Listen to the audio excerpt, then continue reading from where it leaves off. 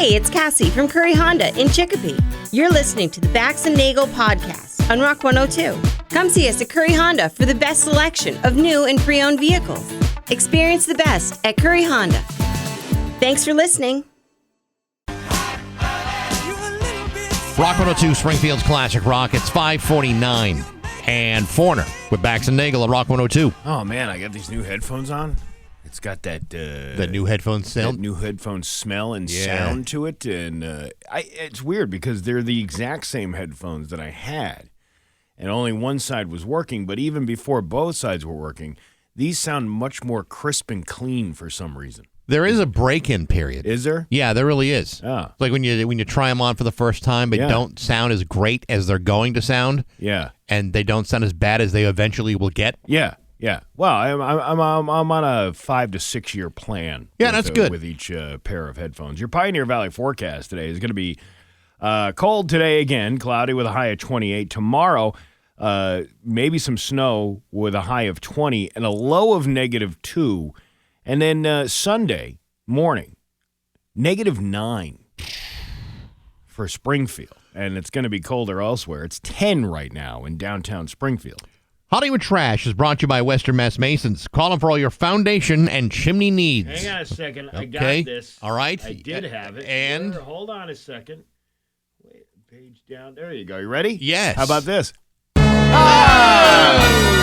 Somehow you still care about what's happening in Hollywood. So, from Tinseltown, 3,000 miles away, it's Steve Nagle's Hollywood Trash. Authorities have made an arrest in connection to an imposter ransom demand in the disappearance of 84-year-old Nancy Guthrie, mother of NBC Today Show host Savannah Guthrie. Nancy was last seen on January 31st and reported missing the next day. She is without necessary medication and believed to have been taken from her home against her will. The suspect has been identified as Derek Kalila, and the tip line had been created for information on the case. Savannah and her siblings released an emotional plea for their mother's safe return. They want, apparently, they want some sort of ransom paid in Bitcoin. In this day and age? That would be like a really risky. I would go with Lyrium or whatever is the other. What about like Dogecoin?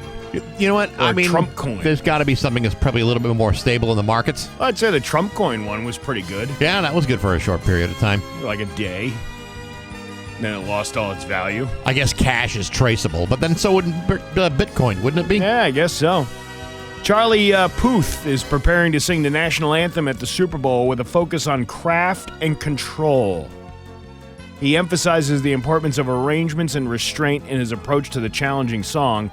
Puth's preparation includes singing in the shower and visualizing the performance in his head. Oh, so he's ready. He's ready to go. He got that tip from Whitney Houston. And I'm like, okay, taken from advice from a woman who didn't do so well in a bathtub. At the end. But, prior to that, last night when she decided to take a bath, I mean, her shower singing was actually quite helpful to her. But was that last bath she had, was she visualizing something else, or was she visualizing, hey, you know what? Somebody will find me here. Steve, that's a mystery we'll be asking forever. It's an interesting take. It's an interesting exercise. Yes. To exuberate. I'm gonna knock this national anthem out of the park. If Whitney can do it this way, so can I. Let's see. In the country music world, country music star Luke Combs has withdrawn his scheduled performance at the Madden Bowl, the Super Bowl pre-party, due to family commitments as his wife prepares to give birth to their third child. Really? You're gonna skip a performance to watch the birth of your child? Your third one? You already saw it twice. Yeah, but she's probably seen the Super Bowl a number of times, too. And yeah. Like Tom Brady, he doesn't have any skin in the game. This decision reflects a trend of high-profile artists prioritizing personal life over professional obligations, even during major events like the Super Bowl. The shift in values is evident as event organizers acknowledge and accommodate such personal circumstances, with Zach Bryan now headlining the Madden Bowl. This trend highlights the importance of work-life balance in the entertainment industry and may lead to changes in event planning and artist contracts to accommodate personal emergencies. Okay, well, Well, I'm glad we're spending more time on family. I mean, it's the big game of the year. I mean, I'd have a hell of a time walking away from it for the miracle of birth. What would you... let's say you're married to somebody. I am. That is like ready to burst out as a star. Your wife could be the next, multi-millionaire from this one performance at the Super Bowl. Sure. However, and again, we're pretending that you're much younger. You're I don't know. Look, I'm trying to turn the roles here. So Yeah. like if there was some going, maybe she was ready to have a baby. Would you rather have her do the performance and then give birth, or would you rather have her give birth and not do the performance at all, ipso fatso, missing out on all the millions of dollars? Well, Steve, maybe a woman who is that pregnant probably shouldn't travel to Santa Clara, California. Yeah. In February. But this, if this was really meant to be on his career, more opportunities will come. This may be the last baby they ever have. It could be. So, I mean, how do you decide? To me, that's a coin toss. The 2026 do you kick or receive after that? I think you receive. Okay. Yeah. The 2026 Winter Olympics opening day ceremony is on Friday, February 6th, which is today, at 2 p.m. Eastern, marking the official start of the Games. Competitions have already begun prior to the ceremony. The official Milano Cortina 2026 Olympic Games website provides a live schedule of games and times listed in Italy's time zone, which is 6 hours ahead of New York. This is why it's not going to interfere at all with the Super Bowl. Okay. NBC3 is the exclusive broadcaster for the Olympic Games, with primetime coverage starting at 8 p.m. after the opening day ceremony. But the Super Bowl's on NBC this year, right? I believe so, yes. So they're not going to be covering the Olympics anyway during the broadcast where they bring in the most money. Yeah, but they have other streaming platforms they can use. Maybe Peacock is running the Olympics. Peacock. I know. Who's watching that? Isn't it all the same company? Yes, but while they're doing one thing, they can have another thing doing another. Rush Hour 4 is officially in pre-production. Thank God. I was hoping for another Chris Tucker movie. It's about time. Franchise. With Brett Ratner set to return to Hollywood to direct and co-produce the film, the fourth installment in the franchise, starring Chris Tucker and Jackie Chan, was greenlit following President Trump's comments expressing a desire for another buddy cop comedy like Rush Hour. Because, that's exactly what we need, is more Chris Tucker. Or what Chris Tucker needs is more films to put food on this table. I would have rather seen, Danny Glover and Mel Gibson get back together for another Lethal Weapon installment. You could do that, but I believe that Danny Glover is too old for that stuff. Wouldn't that be funny to watch that? That would be good. With Danny Glover, trying to get his pill bottle open, or right. Come on, Riggs. The investigation's over. The moon's over my hammy special at Denny's is on like Donkey Kong. Yeah, right. Kim Kardashian was recently spotted. Danny Glover's, Mel Gibson's a designated driver. Yeah. They go to church together. Yeah, and it'd be like, Danny Glover would be like, Riggs, take me to the Piggly Wiggly. Like he's now the driving Miss Daisy of Murtaugh. Driving Mr. Murtaugh. Kim Kardashian was recently... We could go on and on about that. Yeah, we probably could. Kim Kardashian was recently spotted at the British Formula One race driver Lewis Hamilton, possibly having a secret getaway at an exclusive 5-star hotel in the English countryside. Really? She must have something to say. Oh my God, the last time I was driven this hard was when Ray J blew his lug nuts coming into my pits into that sex tape you can purchase on YouPorn for $39.95. Caitlin? Did he ever give you the Dale Earnhardt? No. Well, I never got that down and dirty with your mother, Chris Kim, but I once spent a day bouncing my hacky sack off her taint. I was tallying the tan banana into her hairy smellifonte. What are you trying to say? What I'm trying to say is, after I stuffed my womb noodle into the cucumber holster, I arrived so hard I left your mother looking like a target at a SWAT team silly string competition. Oh, your mother.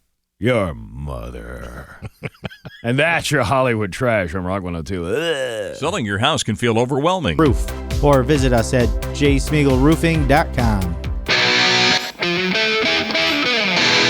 And now, Bax's View from the Couch. Brought to you by Rocky's Ace Hardware, Winter Storm headquarters before and after the storm. Hey, good morning, sports fans. How the heck are you? Folks, as you know, this Sunday, the New England Patriots will be facing the Seattle Seahawks in Santa Clara, California for Super Bowl 60. Now, I know a lot of you people are hung up on making predictions, buying squares at the local VFW or for your illegal office pool. And while I'm sure that such activities violate all kinds of workplace regulations, it's the damn Super Bowl, the most important day of the year, next to tax filing day and Christmas. And making bets for predictions for Super Bowl Sunday is as American as mom, apple pie, and draining your finances on sports betting. As of this morning, Patriots are still listed as 4.5-point underdogs. Now, if you're asking me where I would place my money, I would tell you to put it all in a bank, perhaps in a high-yield CD or invested in a moderate-risk mutual fund. But that's just me. But if you're looking at me to make a few predictions for Sunday, then I'll be happy to share with you a few of my thoughts. For example, I predict that the Super Bowl will start largely on time. I also predict that it will end sometime after the fourth quarter. I predict eating a large number of snacks. I also predict drinking several beverages to wash it all down. I predict that the Super Bowl halftime show will satisfy roughly half of the people watching it. I also predict that the other half will wonder, what the hell was that guy singing about? I also predict that during the end of the game, someone will be thanking God for choosing them to win. I also predict that God might actually have very little to do with it, regardless of who's taking home the Lombardi Trophy. God will be watching the Olympics. I also predict a rash of fan violence in either Seattle or throughout New England, possibly even both, the likes of which would include setting stuff on fire and widespread public intoxication. As far as who's going to win the Super Bowl, I have no idea. I'd like to think it'd be the Patriots, but I can't be 100% certain of that. Either way, I predict coming in here on Monday with less than 4 hours of sleep to entertain you rubes no matter who wins the game. But hey, enough of my yapping. Sports brought to you by Rocky's Ace Hardware. Hey, you got a plumbing or an electrical problem? The dude you need to see is Robbie at the East Long Meadow Rockies. Robbie was practically born in a hardware store. He knows everything. He can help you with whatever you need. Good people like Robbie and rock-solid service at every Rocky's Ace Hardware. I'm Bax. That's my view from the couch. Rock 102. Rock 102, Springfield's Classic Rock. It's 6:14 and Skinnerd with Bax and Nagle on Rock 102. It's going to be cloudy today with a high of 28. Tomorrow, snow, a little bit anyway, with a high of 20 and a low of -2 and then a low of -9 on Sunday morning. You know, as we begin to feast on today's show, let me present the menu, if I will. Scott Zolak will be joining us this morning after 9 o'clock today. 9. You see, it's Santa Clara, California. Yeah. It's 3 hours earlier. And yesterday when I called him at 8 o'clock, it was actually 5 o'clock a.m. in California. So he was not able to join us because I woke him out of a sound sleep. He was on a sweet and low bender the night before. And yeah, you know how that goes. Yeah. You're flat out passed out. Also, Open Line Friday coming up this morning. And Joe Bonamassa tickets still yet to come. All right. Okay. That's one loaded show. That is, yes. So loaded is a good word. Are we going to do open lines twice? Well, Steve, that's if you want to take this in a haphazard and lazy direction, sure. Why not? I'm a little tired anyway. So no, I understand. Yeah. Great show last night over at the shortstop. Quite a few people came out. We had Brian Plum. Mm-hmm. We had a new guy, Angel Martinez, who sounds like he should be playing for the Red Sox. But he's actually a stand-up comedian. He's a very funny guy. Good. He knocked it out of the park, so to speak, at the shortstop. Was he like a first-timer here, or just just starting out? First-timer, I believe he just started within the last year or so. But it wasn't his first time performing. But he actually, you can tell when people like put effort into something and write something, and he did, and he was, he's landing the punchlines. You can always see like a little bit of green in people, like when they're because now you're not performing in front of an open mic with a bunch of other comedians who don't even care about your jokes. No, you're actually performing in front of people who actually want to see a comedy show. Yeah, and people were really supportive, and that's what it's all about. It's all about like trying to showcase people like that. You had Brian Plum, who is Brian Plum. He's Brian Plum, and he always does like an amazing time. I tried to do a puppy bowl joke before I brought him up, and it really didn't land well. Right. And I was like, oh, and what better guy to bring up after a horrible reception of a joke? Brian Plum, everybody. And I got him up on stage. I'm sure he fixed the room for whatever came after him. So prior to the show, before the food comes out, I'm hungry. Like, I want to eat. Yeah. So I ordered something off the menu at the shortstop before waiting for the dinner to come out. And I ordered, which I think is one of their best meals over there, is the chicken Florentine. I love chicken Florentine. Lemon chicken, spinach, pasta, tomatoes, stuff like that. Really good. And the meal comes out. Now, there's not a place for me to really sit down to eat. So I'm standing at this bar area. It's not a bar, but it's like the old check-in desk to the Planet Fitness that used to be there. Okay. So I'm sitting there and I'm eating my food, and Marty's sitting across from me in a chair. Him and his wife are sitting there, right? Okay. And we're just waiting for people to shuffle in. And Rambo, you know Rambo. I do know Rambo. So Rambo is at the shortstop last night. Rambo is part of a pinball league because they have pinball machines in the back at the shortstop. And it's like this, not really my cup of tea, but whatever. It's a bar event. It brings people in, and in lieu of league night, they went to a comedy show. They didn't go to the comedy show. He was just there coming over to say hello because we know Rambo. Rambo writes us incessantly and nonstop, and at least 36 times a day. Yes, but at least there's substance to those texts. That's true. Sometimes, and so Rambo starts talking about the pinball league that he's part of with Marty. Okay. Now Marty's one of these versatile guys that just he can jump into anybody's trade or anybody's hobby and start telling his experience about that. I think that's what makes him so relatable sometimes, is that he's knowledgeable. He knows a little bit about a lot of different things. Yeah, I mean, apart from the fact he can see very well, he's both deaf. He is that deaf, dumb, and blind kid. He is but he plays a mean pinball game. That's what I hear. And so they're all of a sudden these two are just going at it with the pinball talk. And Marty's like, yeah, my favorite one is the Aerosmith one. I love that one. And he's talking about the semantics of the pinball machine, and Rambo's talking about his experience with the pinballs and all that stuff. And after about 5 minutes, I'm just eating my dinner, listening to this whole thing. Yeah. And Marty goes, hey, what'd you get to eat? And I said, well, I got the chicken Florentine. He goes, that looks good. And I go, yeah. And it comes with a side of two dorks talking about pinball.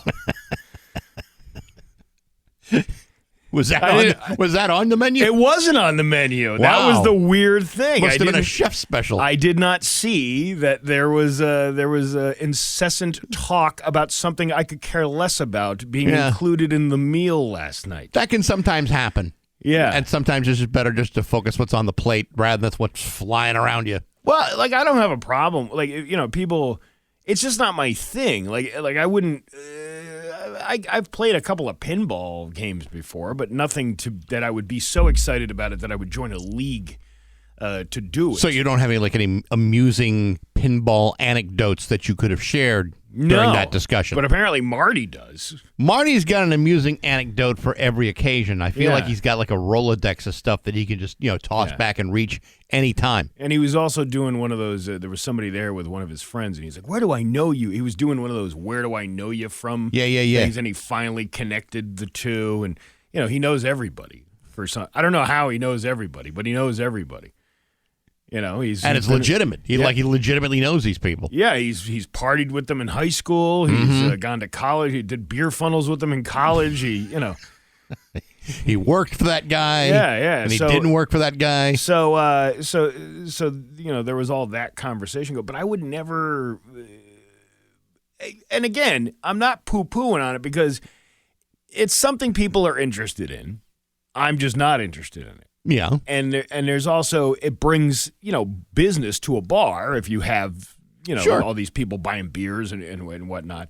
I can't get into something that deep. I don't think I've ever been into anything. Are you admitting a certain shallowness to your character? I guess, yeah, I am. Because that's what it sounds like. Yeah. It sounds like you were admitting of your shallowness. Well, it's not shallowness. I don't mind that those things go on. I just don't want to hear about it. Yeah, see, that is kind of like the opening of the door to shallow behavior. Yeah. It's like, well, I'm going to be shallow, and this is how I'm going to introduce it to people. I got a brother-in-law who's a night manager at a Walmart. I got to hear, every time I see that guy, I got to hear the horror stories of what it was like for a 2-truck night unloading at Walmart. Do you participate in that conversation? I do a lot of Yeah. Okay. Ooh. Oh, that sounds. Oh yeah. Oh yeah. Yeah. That's how I appease the conversation to get it over with. Even if I'm in a conversation with someone that I don't find particularly interesting, I will at least engage in the conversation, even if inside I'm dying a painful death. I'm just, I guess I'm just a more gregarious, fun-loving fella who loves people. I could talk to nearly anybody about any frickin' thing there is. Yeah, but like paint chips. Let's say we're at a paint store and they say, I'm trying to figure out which paint chip to use. I said, well, and I would have like a whole bunch of questions about, well, what color scheme are you talking about? And have you thought about going to the paint shop at Rocky's Ace Hardware? Good people, rock solid service at every Rocky's Ace Hardware. See, that's what I just did. That's an example of how I would engage a conversation that I normally wouldn't care about. Trying to get the ad in. Well, listen, if I can move customers to a retailer that I'm very supportive of, then what the heck? No, I wasn't all that interested in the pinball talk, and but it made that chicken Florentine disappear faster. Well, yeah, I guess it is what it is. Shoveling the food down my mouth to get out of the conversation. It's 6:23 at Rock 102. If talent? Oh, yeah, look at that. It's 6:26 with Bax and Nagle at Rock 102. Liam, we'll have the full forecast for you. Like I said, Scott Zolak after 9 o'clock today, and we will be talking about Patriots football because it is Super Bowl Sunday. Big doings. Super Bowl Sunday. You got everything planned? You got it all worked out? Me? Yeah, you. Well, I'm going to order Chinese food. I told you. You gave me that idea. I have to pay for it out of my own pocket, but unlike yourself, who are getting a free-loaded meal. It's not free, Steve. They'll pick it up, but I'm going to offer them money. Are these good friends of yours? Oh yeah. Yeah. Oh yeah. I don't allow people to just come to the house on a Super Bowl Sunday when I usually watch the game in bed. Yeah. No, they're good friends, and we'll watch the game, and it'll be loads of fun. Yeah. Chowing down on Chinese food like a big poo platter, some egg foo young. A couple of things that really make you want to eat it all over again in about an hour. I don't like egg foo young. Really? I'm more of like a lo mein guy. Lo mein is good. I don't like foo young. Wait a minute. Which is a chow mein? I don't like chow mein. Chow mein. See, I was never an egg foo young guy, and then my wife really likes egg foo young, and then all of a sudden it was like hooked. I was like, man. What's not to love? Egg, meat, vegetables. Did you ever have gravy? Did you ever have egg foo young fighting? Why do I not have that ready to go? But yes, no, I don't have that. All right. Yeah. Well, anyway, I'm going to be getting it too, and you're going to be having it, and we're all going to be having it. I can't wait. It'll be an all-American Super Bowl with Chinese food. I am as excited for the game as I am for the Chinese food. That's how I feel. That's a lot of excitement in my house. All right. Big night. All right. Big night. All right. You ready to laugh? The biggest night, yes. All right. Let's get that. Where is the thing? I don't know. Give it a try. There's this All right. one, joke of the day. Okay, there's that one. It's Bax and No, that's not that one. This one. It's Bax and Nagle's joke of the day I'm funny how? I mean, funny like I'm a clown, I amuse you, on Rock 102, I make you laugh. Springfield's classic rock.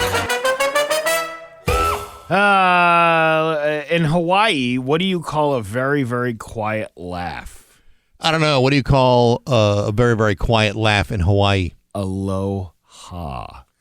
Aloha! You see, Bax, that's funny because the greeting in Hawaiian is aloha. That is for hello. Well, actually, aloha has several different meanings, up to 30, I believe, maybe even more. Well, let's just go with the one that just means hello.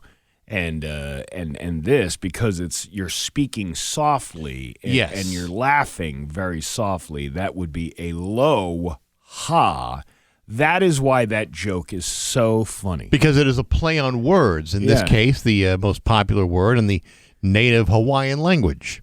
I'm really glad we had this conversation. Oh, you have no idea. Bax and Nagle in the morning on Rock 102. Here's your Western 6:31 with Bax and Nagle on Rock 102. It's time for news brought to you by Big Y, your family market. His local radio icon, Steve Nagle. Thanks, Bax. Memorial Bridge in Springfield was temporarily closed due to rescue efforts in the Connecticut River yesterday afternoon. Springfield Police spokesman Ryan Walsh states that officers were called around noontime for a report of a person jumping over the bridge into the river. First responders located the person in the river who was alert and walking. The 22 News live camera network overlooking the Memorial Bridge caught the rescue in action as the person was hoisted up to safety. The Springfield Fire Department used their high-angle rescue system from a fire truck to lift the man from the river back onto the top of the bridge. They were taken to the hospital and evaluated for minor injuries. The Memorial Bridge was temporarily closed to traffic, but has, of course, since reopened.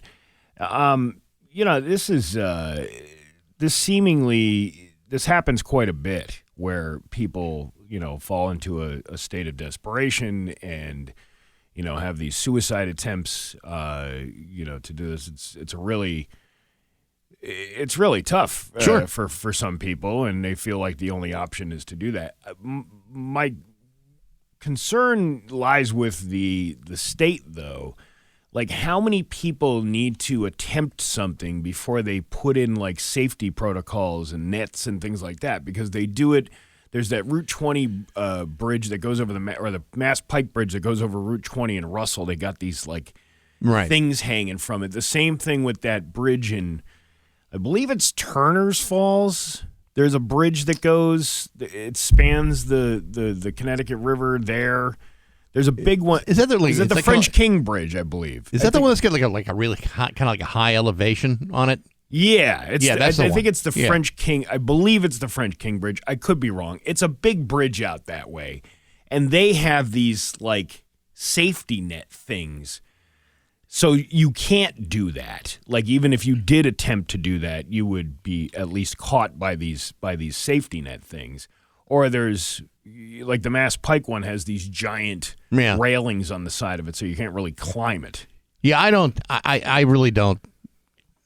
I assume there's probably something they can do. I don't know who would be responsible for it, but I mean, I hate to say it. There's enough people that use that bridge for that purpose that you might think, hey, maybe there's something we should be doing about this. Yeah, and you're talking about both bridges, the south end and the north end. Yeah. There's always the potential for somebody, because you hear about it every once in a while, like the police are searching for somebody who jumped off the side or whatever. Yeah. UMass Amherst is preparing for the Super Bowl Licks.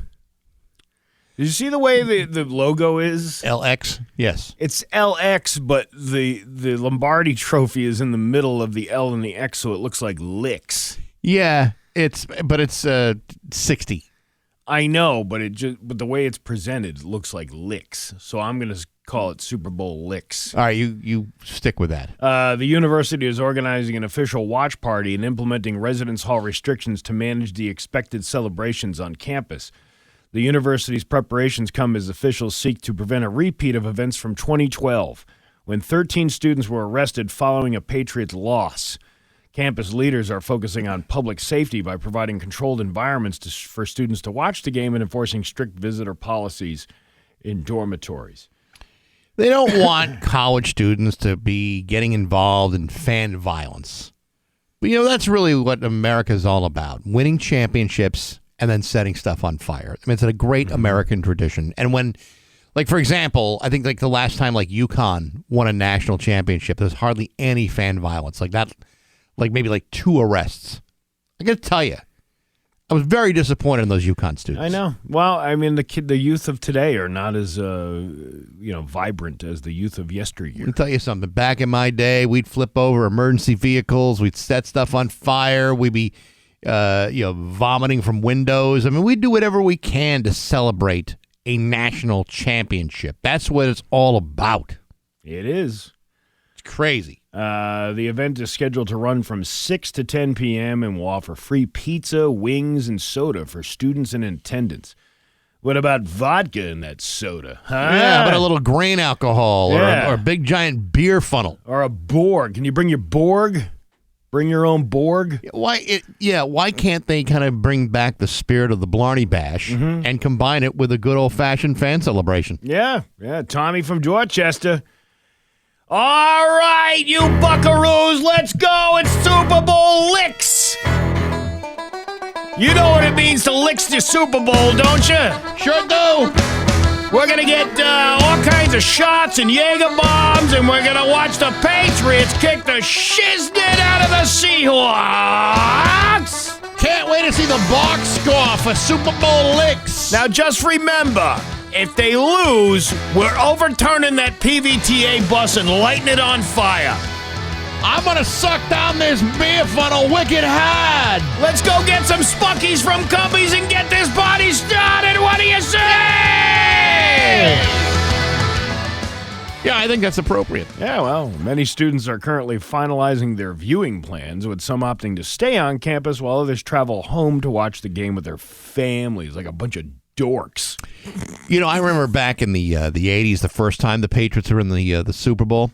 And, the one where they looked so good for about 3 minutes and then fell apart into one of the most disastrous Super Bowl performances I've ever seen.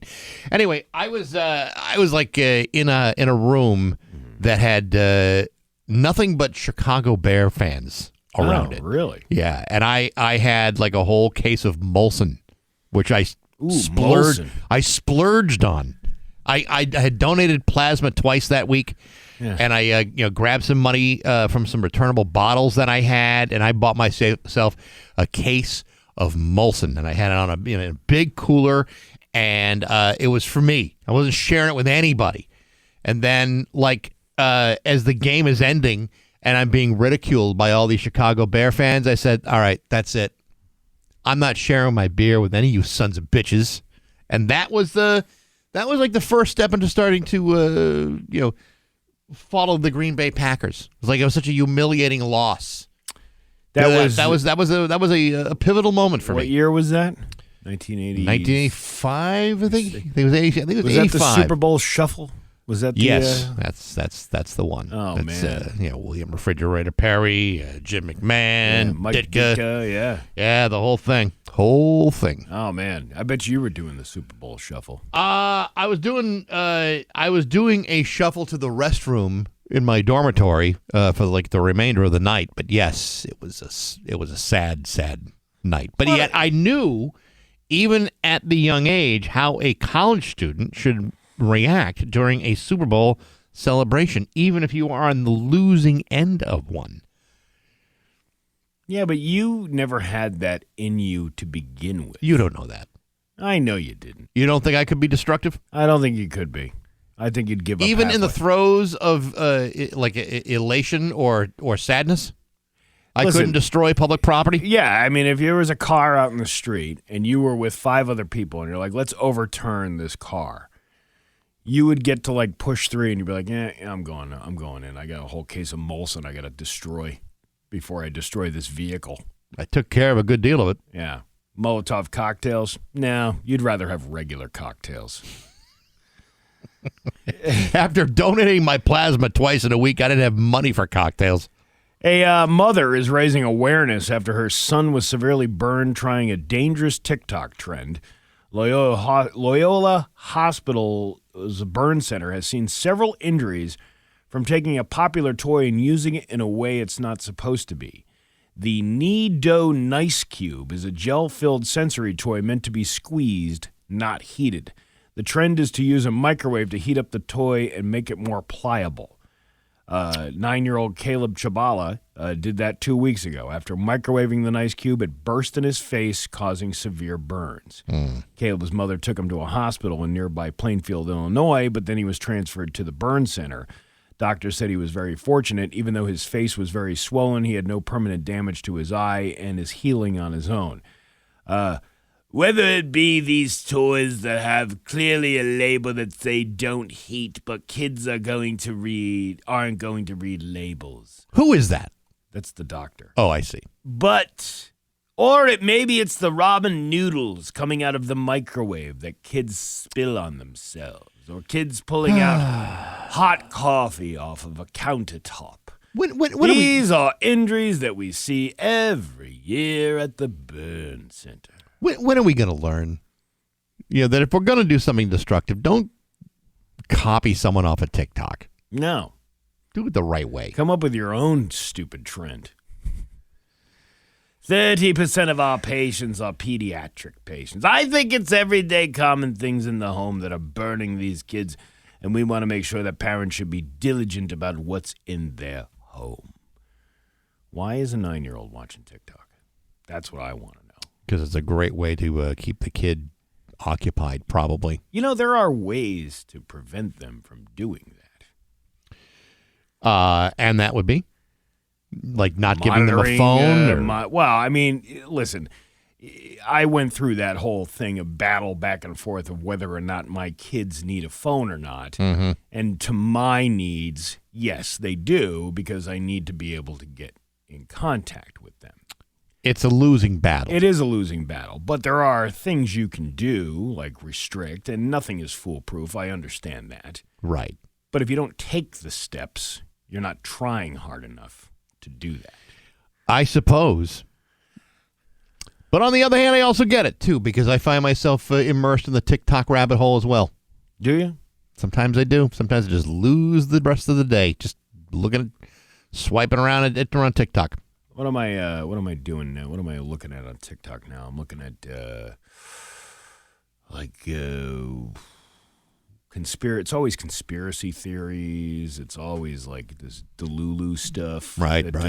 Pulling out the best of the worst on TikTok. Yeah. Just to see people claim outrageous things. I've been seeing less UFO stuff lately, so I think that's good. That's a good change. Well, because there's other things going on right now that need to be addressed. Yes, but UFOs will always be a mystery, won't they? Yeah, I guess they will. Are we really alone in this ever-expanding universe? That's a question I think we all should be asking ourselves. I don't think that's the conspiracy everybody's worried about right now. I'm just throwing it out there. Yeah. Listen, TikTok is the Cliff Notes to the Epstein files. I don't know if that's true or not. It narrows it down.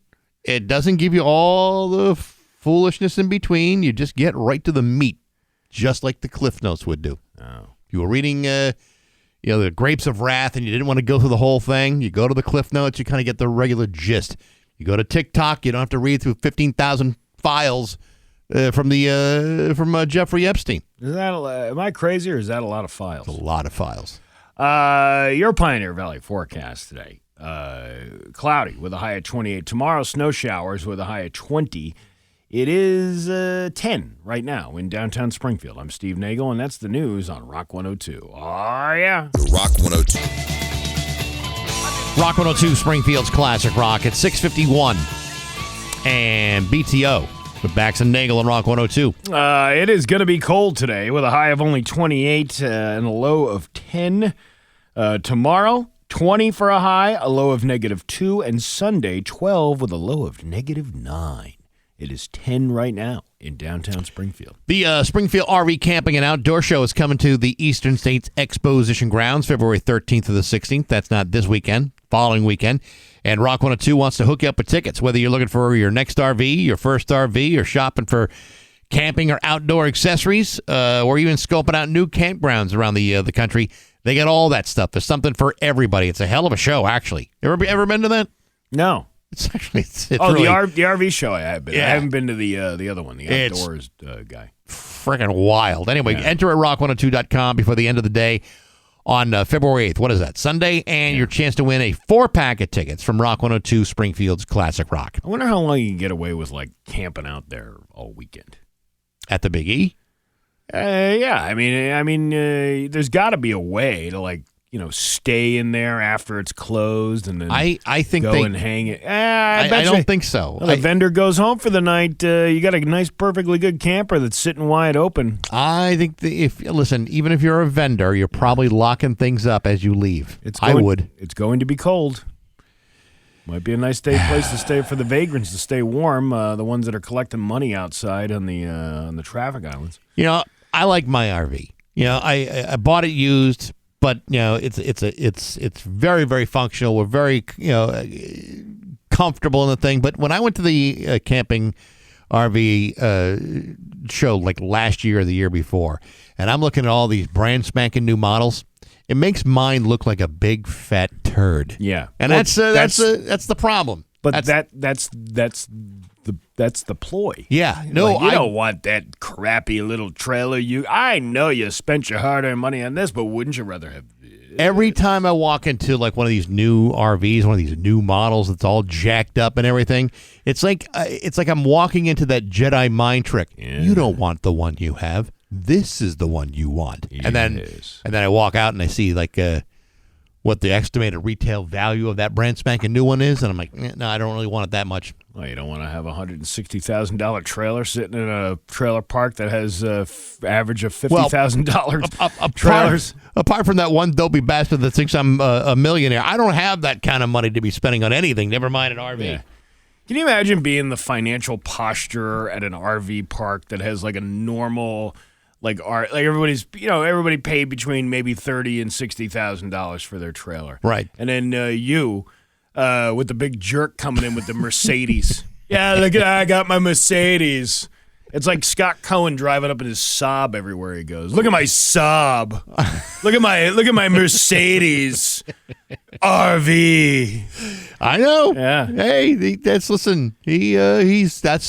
he's spent his money on. He's earned it. He's proud of it. Yeah, I guess so. There you go. Anyway, we'll have make sure you go to rock102.com before Sunday for your chance to win a 4-pack. I'll be watching some of the Winter Olympics today as the ceremonies opening ceremonies are tonight. 2:00. 2:00 this afternoon. That's when they're going to air them? Yeah. Or that's like when it's being done live? I believe so. No, it would be 2 p.m. here. Right. But they'll be showing it in prime time later tonight. Yeah, I think so. Yeah, that's usually how they do it. But you can go on watch it online anyway. That's one of the crappy things about the internet. Yeah. Is, and this has been happening for a long, long period of time, obviously. But, like you want to see the events, like at night, like all the big events. And you don't want to know who wins. You don't want to have it spoiled. But all the event information and results are, reported as they're happening. Right. So if events are starting at 10 o'clock in the morning, but you're not going to see it on TV until later, yeah, you already know how it's going to end. But I mean, that's been the way for years. For the last 25 years or so. I get it. But it's like there's something disappointing about not seeing it, like live, like it's happening right this very second. Well, even before today's opening ceremony in Milan, the build-up to the Winter Olympics in Italy has provided its fill of controversies. Athletes are always trying to find a competitive edge. The alleged attempt, dubbed Crotchgate by some, is bizarre. Why might ski jumpers be injecting an acid serum into their genitalia to artificially increase the size? It has nothing to do with bedroom gymnastics in the Olympic Village. According to Germany's Bild news site, claims were put to the World Anti-Doping Agency. That's what's being done to enlarge the skin suit surface area around the crotch to give ski jumpers a greater lift to glide further in the pursuit of gold. Huh. So basically, you're creating a rudder for yourself in the air. Right. You're actually creating a better center of balance by having more weight on that part of your body. How can I get a hold of this acid serum to inject into my genitalia? Acid serum. I mean, is there other options like a saline or I don't know, a crazy glue or something? Pudding. The country's gone crazy to crazy glue. Yeah, no kidding. Director General Oliver Nagili said he was not aware of the claims on how it could improve performance, but he added, if anything was to come to the surface, that means two things. We would look at anything if it's actually doping related. We don't address the means of enhancing performance. So they're deciding whether or not this is considered doping or is it cheating or what? I think anytime you're injecting something into your body, it's doping. Yeah. I mean, if you're wearing like a uniform or that is enhancing your abilities, that's one thing. You're not inserting something into yourself. You're not taking a medication. You're not introducing your body to a foreign matter. I just want the bigger crotch look. Yeah, that would be I'll great. take the acid serum any day. And it has nothing to do with your international competitions. No. No. I mean, if I was competing for world's smallest, I'd probably be a champion. But here, I could turn my life around. Yeah. Well, good luck. And be sure to take notes. It would take an anti-dope to believe that I had a giant crotch like that. It's 6:58 with Bax and Nagle on Rock 102.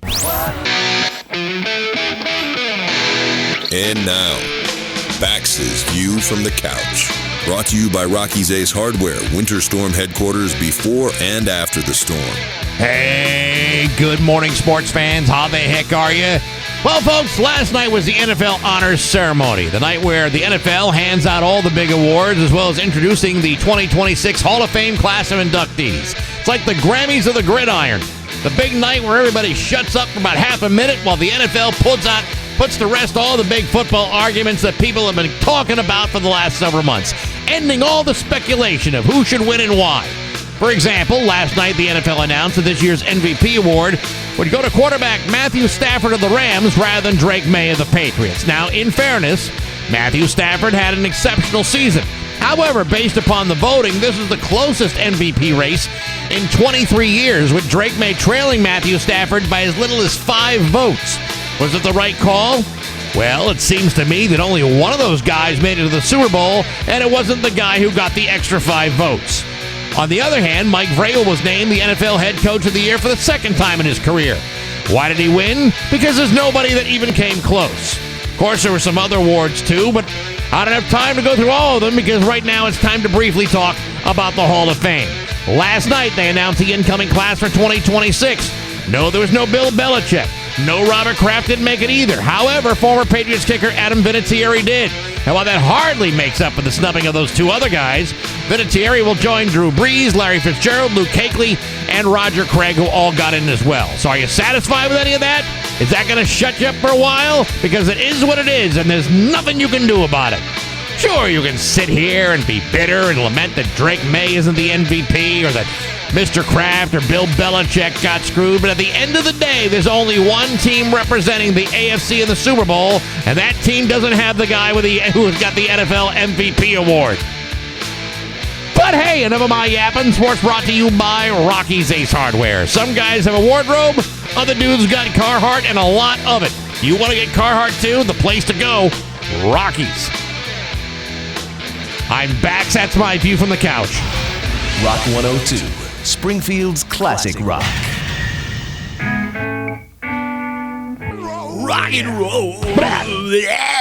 Rock 102, Springfield's classic rock. It's 7:12 and AC/DC with Bax and Nagle on Rock 102. Cloudy today with a high of 28. It is 11 right now in downtown Springfield. Sure, we're all aware that this Sunday is the Superb Owl 60. Yeah, thank you for saying it correctly without getting us sued by the NFL. That's all part of it. I don't want to have a lawsuit hanging over our heads while this big championship game against that one team from the surrounding Boston area and the one in the Pacific Northwest. What was the...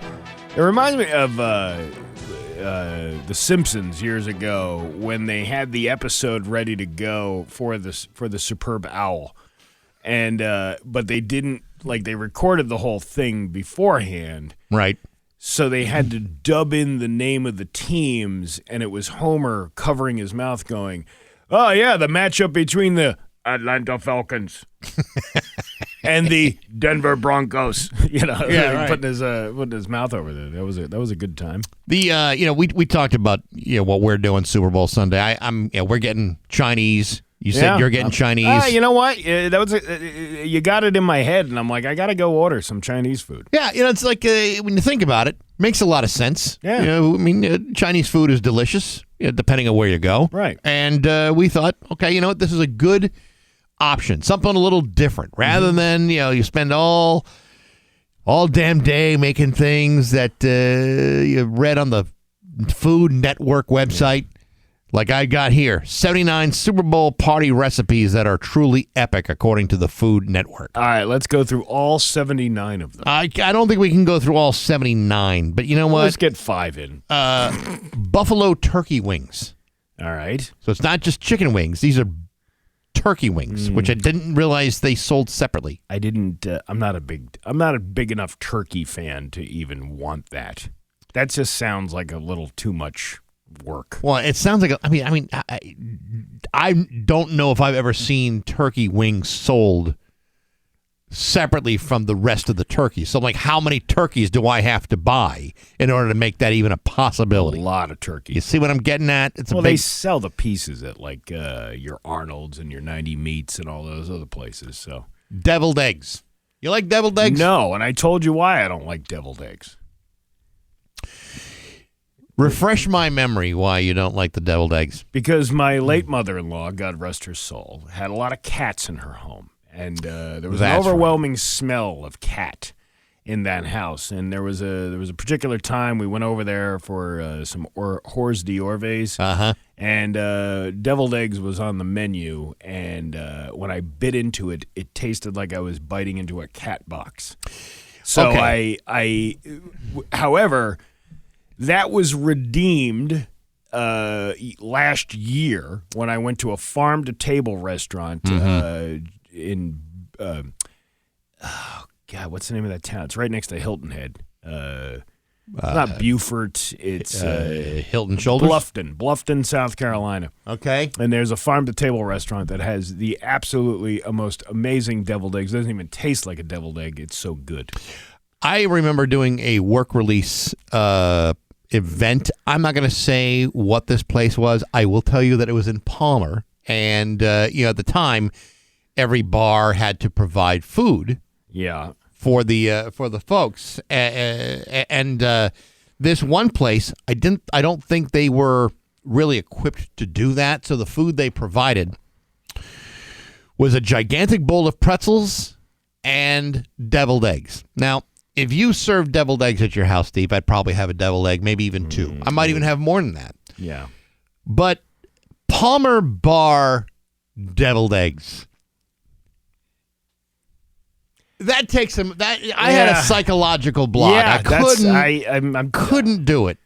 I mean, I'm sure they were delicious, but it was a bar in Palmer, and I saw the people who were there, and I thought, you know what, this is a platter of deviled eggs I'm going to walk around and ignore. It's one of those things where it depends on who is it coming from. Totally. And if the cats are on the counter, I'm not going to eat them. Yeah. If they're coming from a bar in Palmer, no offense, Palmer, I'm going to have to say no. Yeah. Sorry, Palmer. Sorry. You lose this one. Meatball stuffed football bread. This sounds like a lot of damn work to put meatballs in a bread. Actually, it doesn't sound very hard at all. I mean, you can just shove meatballs inside. What do you gut the bread and then you shove the meatball? You're basically baking a loaf of bread, but there's meatballs inside of it. Okay. Sounds pretty not good. That hard, but it sounds like a little work heavy. Well, that's the thing. It's like, how much effort do you want to put into something? This is part of the problem I have with this list. The mortadella meatball sliders. Why would I want to make meatballs out of mortadella when I just simply would want to have the mortadella just like right out of the bag? So the meatballs are made of mortadella, or the meatballs have mortadella on them? It's ground pork and mortadella in place of the beef that you would put in it. All right. I mean, it sounds all right. It sounds It's okay. but labor intensive. I don't have time for that. Buffalo chicken cheese balls.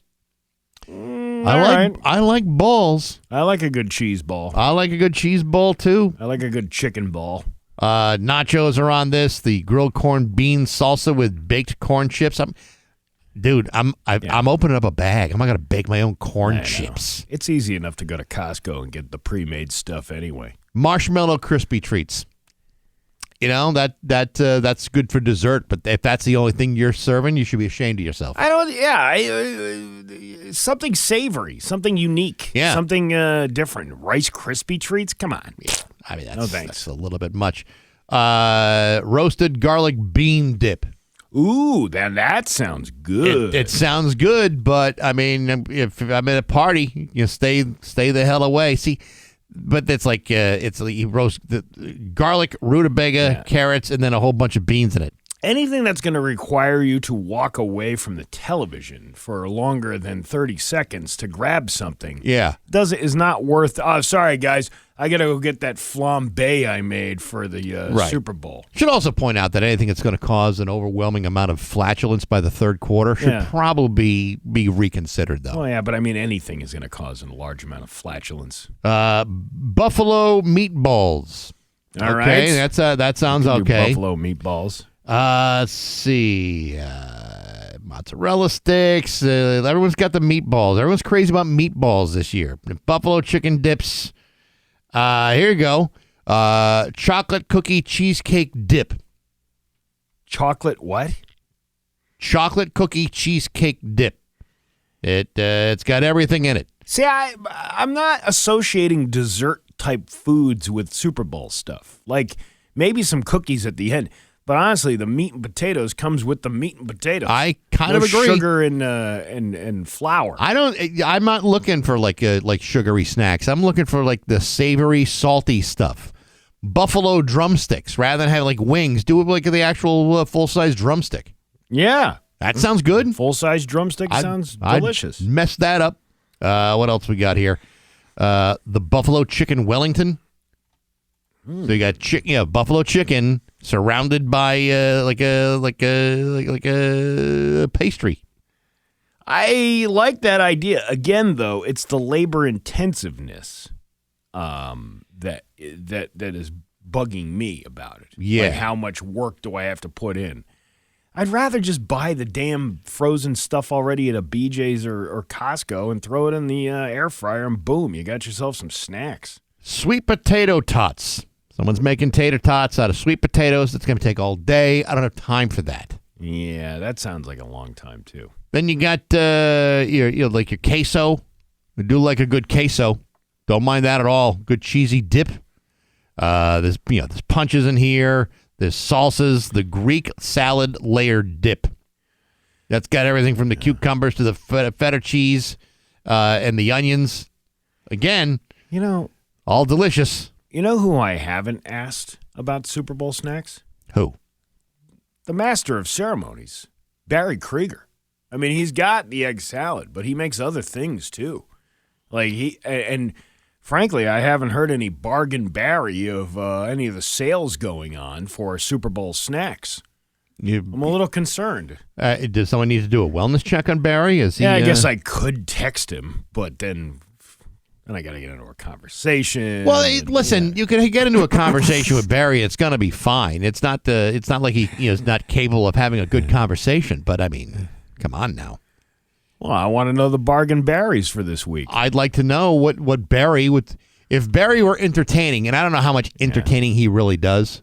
I'm going to guess he'll go to a party, but he's probably not going to host the party. Here's something I would suggest that you get for your Super Bowl party if you're into desserts. Get the punchkis. They're only around for a limited time. Time's a wasting. Yeah. You get a couple boxes of those. I finally had one for the first time. I've lived here for over 30 years. Mm-hmm. And the first time I had a punchki was yesterday. And you know what? I realized it's taken until now for you to have one? No, I realized I've been eating these all along. They're called donuts. Oh, but it's much more of an donut, Steve. I'm not buying the whole how this is so different than any other donut on the face of the planet. Yeah, and I know I'm irritating the Lebanese people who make these punchkis. Actually, it's Polish. Whatever. But I know I'm becoming the ear of their existence. Steve, you're talking about 2,000 years of glorious Lenten tradition, and getting ready for Lent. This is how we prepare. That's how they knew Jesus was going to be crucified. They're like, oh, the punchkis are here.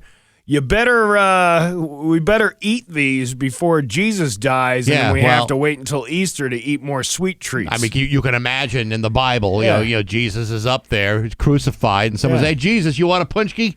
I'm a little tied. I'm a little tied up right now. Yeah, I'm a little busy here.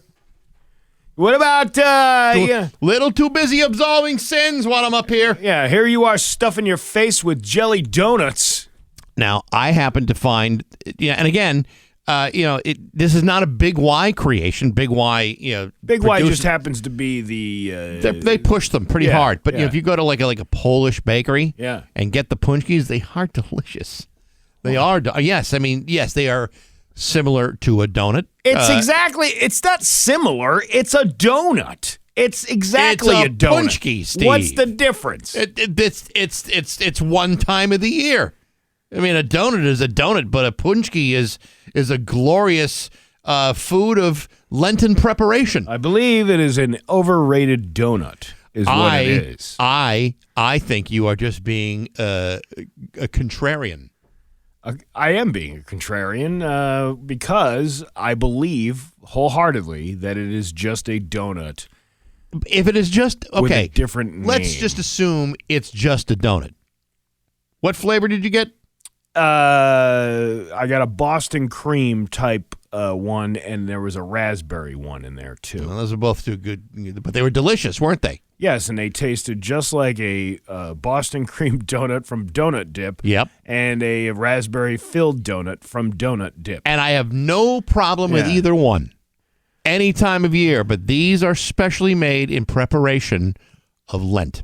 And that, but there's nothing special about them other than the fact that they're donuts. You're preparing for Jesus. But you, even after Lent is over and Big Y stops selling them and maybe the Polish bakery stops selling them, you can still go get those donuts from Donut Dip. I could. Or a Mrs. Murphy's, for example. I could do that, too. Yeah. Oh, my God. Look at the time. I know. You don't want to talk about it 7:26 anymore. on Rock 102. With Bax and Nagle on Rock 102, it's time for news brought to you by Naples Home Buyers. They buy homes as is and offer solutions to any problems. Naples Home Buyers. Here's local radio icon Steve Nagle. Thanks, Bax. The Memorial Bridge is back open after being closed for over an hour while crews worked to rescue a man who fell into the river yesterday afternoon. Springfield Fire Captain Droopy Monty said they rigged up a high-angle rope rescue system and lowered a firefighter down to the man. He added that they weren't able to launch boats because the river is all iced up. Authorities said the man ended up in the Connecticut River near the bottom of the bridge. He survived the fall and was able to swim over to the concrete area in the river. Since the river was too icy for boats to reach him, a firefighter had to rappel down the bridge and hoist him to safety. The man was then brought to an area hospital where his current condition is unknown, but although reports from 22 News said that he suffered some minor injuries. The bridge had been closed down during the rescue, but had since reopened. I saw the action going on there yesterday. I had a doctor appointment to go to, and I was going to go over the Memorial Bridge, and you could not because it was all blocked off with the rescue operation. So there you go. At least the guy's safe, I asked last hour, I'm like, who decides where to put like the safety nets and all that stuff? Because this happens more often than not. about people who are so desperate and they, want to attempt a suicide attempt. The French King Bridge up in, I think it's Gill or Montague or both. And maybe it's the bridge that connects Gill to Montague. I don't know my Western Mass geography. I don't know either. It's just a big bridge, but they have these like safety things on it. So in case somebody did attempt to do that, they would hopefully be caught by these nets. Right. I just don't know who is the decider of that. Is that like a Mass DOT thing? Is that whatever? I honestly don't. I don't know. That's why I asked last hour. Who's responsible for that? I mean, obviously, you put netting on the Memorial Bridge, it's going to cost some money. Not to say it's not worth it, because unfortunately, a lot of people find themselves in a position to want to do this. Yeah. Tenants at Kimball Towers condominiums in downtown Springfield have been dealing with heating issues in their units. That means two things.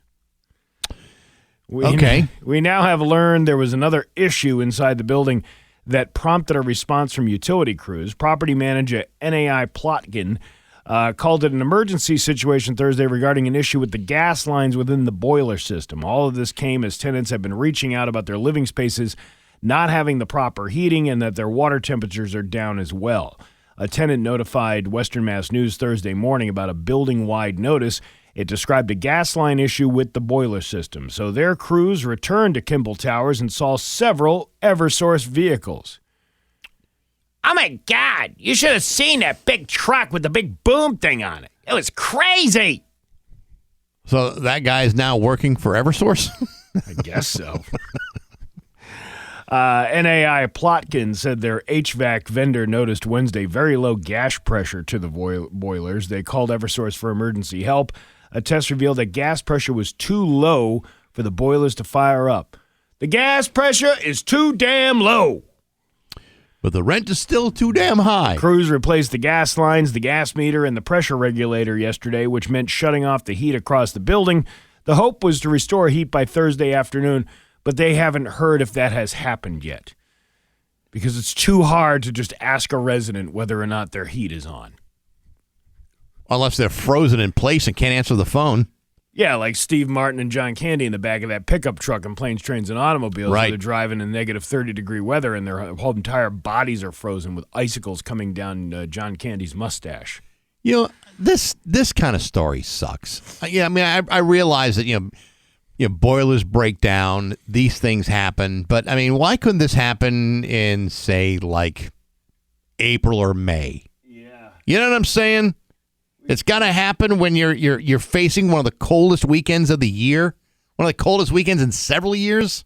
It's like the worst times for something like this to happen. It is crazy. It's going to get so cold.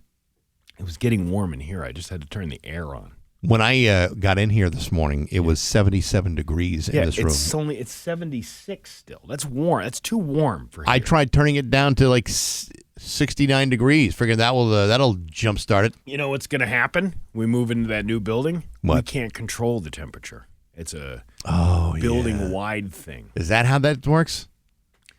So we might have to get some fans or, right, heating apparatuses or blocks of ice, depending on what temperature you want it. Well, hey, listen. At least there'll be somebody on in facilities management to take care of that, as opposed to if we've got raw sewage coming down the stairway. It's not like we have to wait 3 or 4 days before someone can come out here and fix it. There's someone whose job it is to fix all of our problems. Yeah, let's not talk bad about the building, though. I'm not. I'm just saying these things can happen. Where private business who owns the building, you got to hire a contractor. At least in a building like what we're going to. Yeah. They got a whole system in place. When they dismantle like a historic place or something, you take a piece, they start selling the pieces off.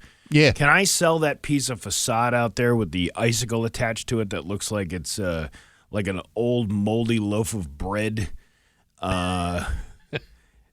and to take, because if you just push one of those icicles, I think the rest of that is going to fall off. I think it might be the only thing holding the building together. Yeah, the icicle. Yes. The icicle, in the springtime we will see how things have developed. Yes. With keeping the...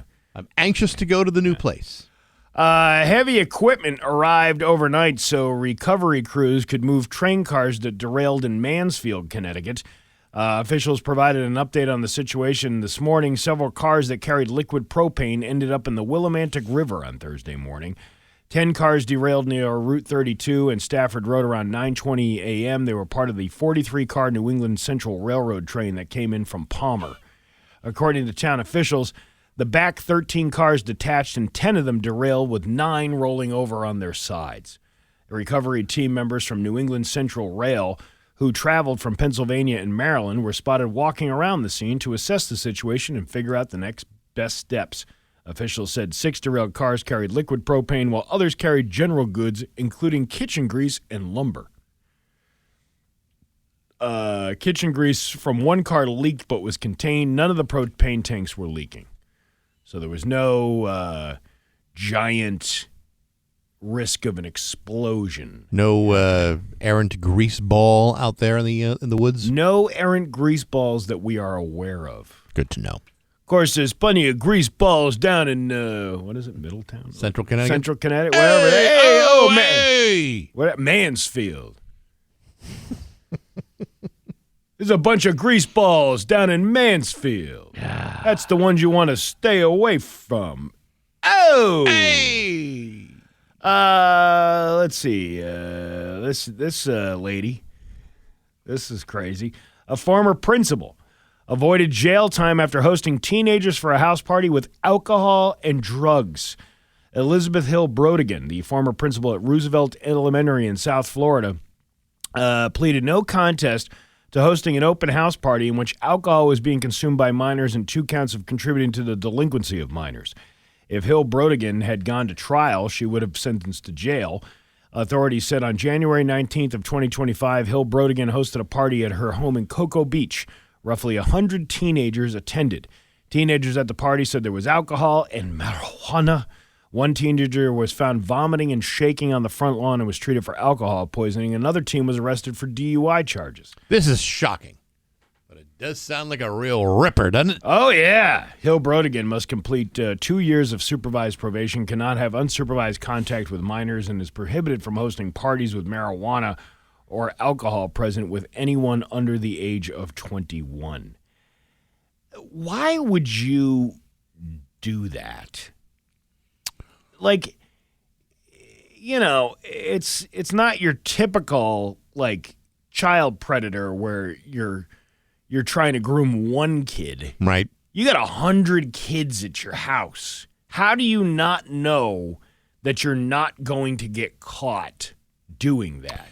I don't know. I mean, I assume that they're operating on a certain level of denial that, an arrest and conviction could never possibly happen to a nice fella like me. Yeah, that's what I'm saying. Well, this is a chick. An arrest and a conviction could never happen to a nice lady like me. And, well, I mean, she kind of has that cougar look to her. Listen. Hey, who wants to come over with 100 of your friends to a house party? It's got to be a real ripper. I got kegs. I got weed. I got snacks. I got deviled eggs. I got cheese doodles and a charcuterie board. Listen, I may have salt and pepper hair, but there's perfectly good Chipotle in the downtown area. It's nice and spicy. I hope you like spicy. Because you're going to feel a burning sensation by the end of this party. Do you want me to bring on the heat? Now listen, if you're going to come to the party, I'm going to want you to RSVP. Remember, my name is Donna Rhea. I've had Frank's Red Hot down there. I've had Texas Pete. And I know that those are hot sauce names, but that's also the same feeling I'm experiencing when I urinate. I got a little Texas Pete heat down there. I'm like a blowtorch on fire. Oh, what was that? What's the other hot sauce? Cholula or whatever? Yeah, right, Cholula. Is it Cholula? I think that's how you pronounce it. Oh, who wants a taste of the Cholula? Did you ever have your Frank's Red Hot dripping on your Texas Pete while you're eating a Cholula?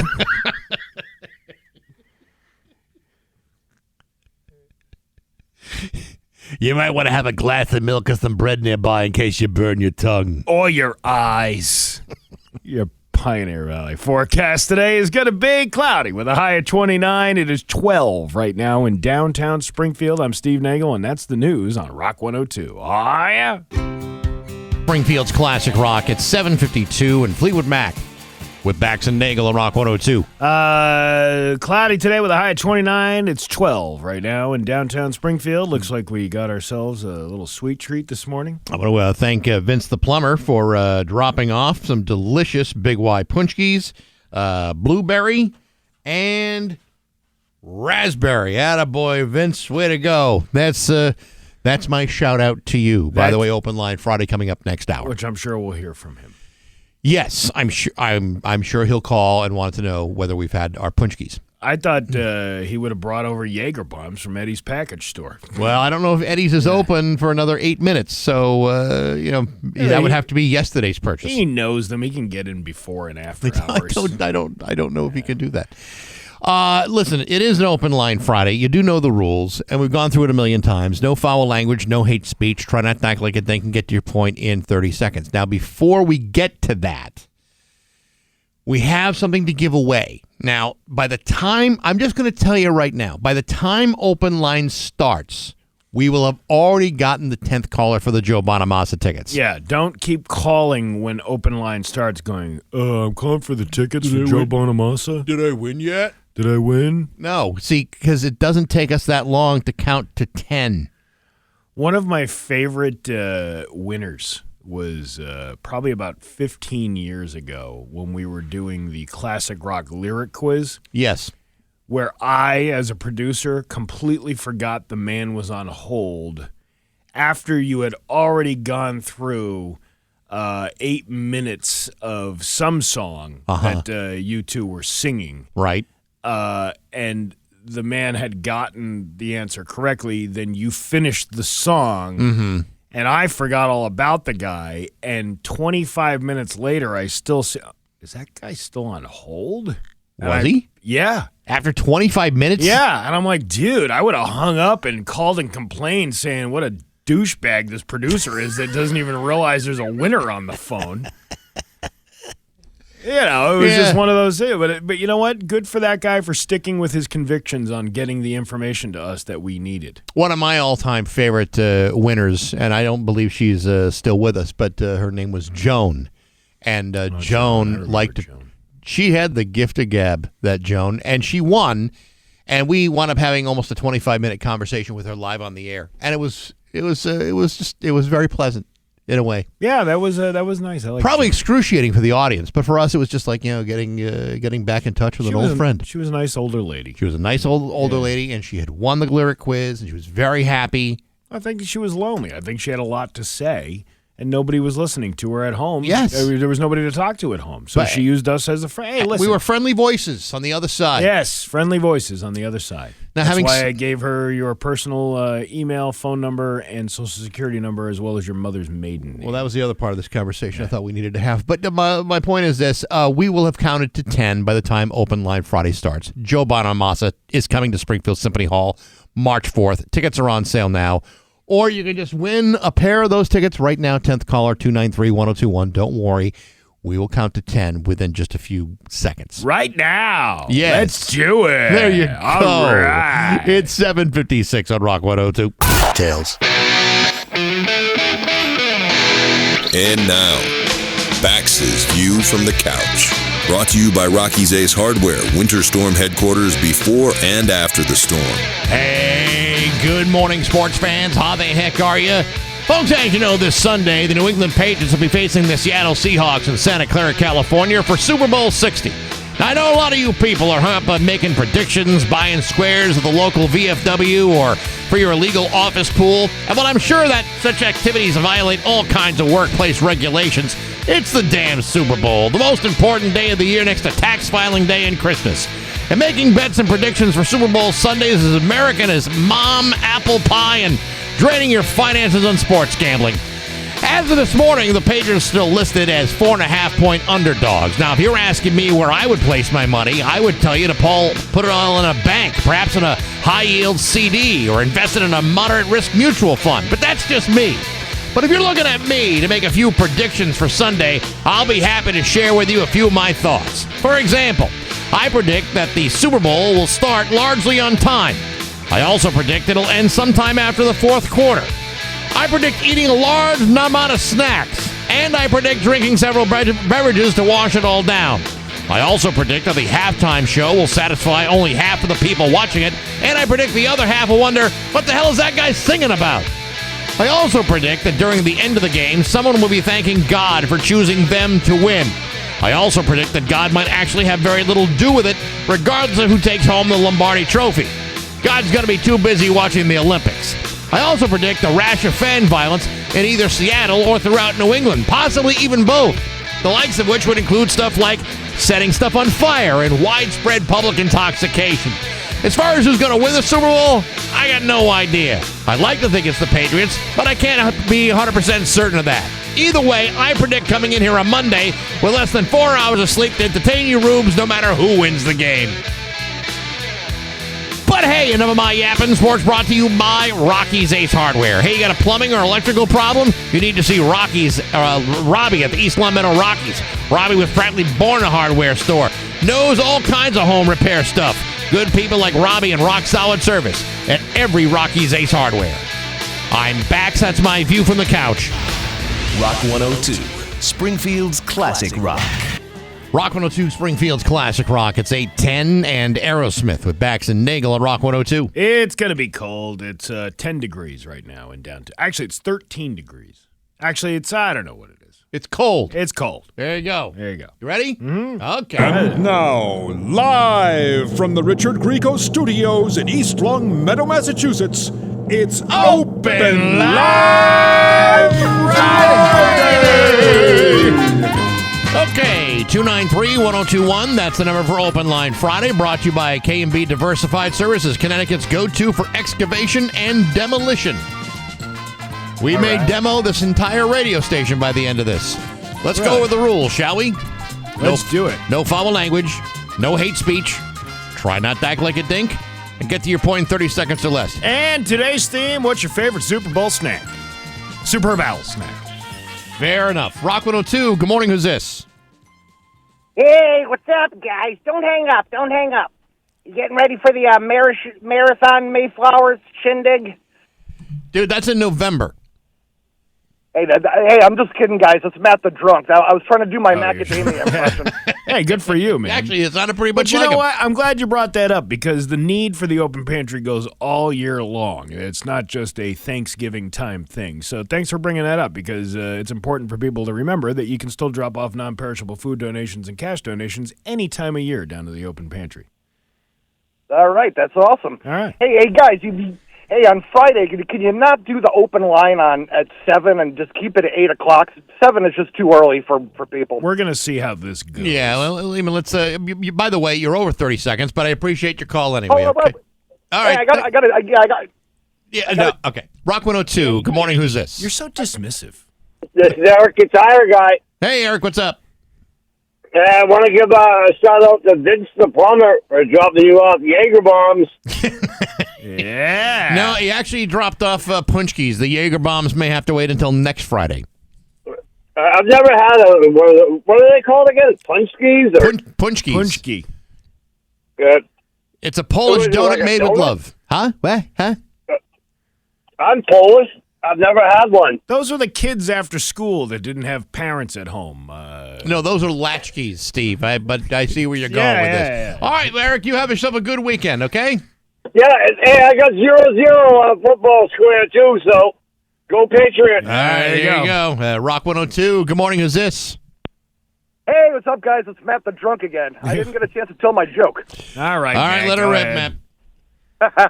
All right, hey, so Superman's flying around some beautiful Saturday afternoon, and he looks down at the beach and he sees Wonder Woman, naked, sunbathing.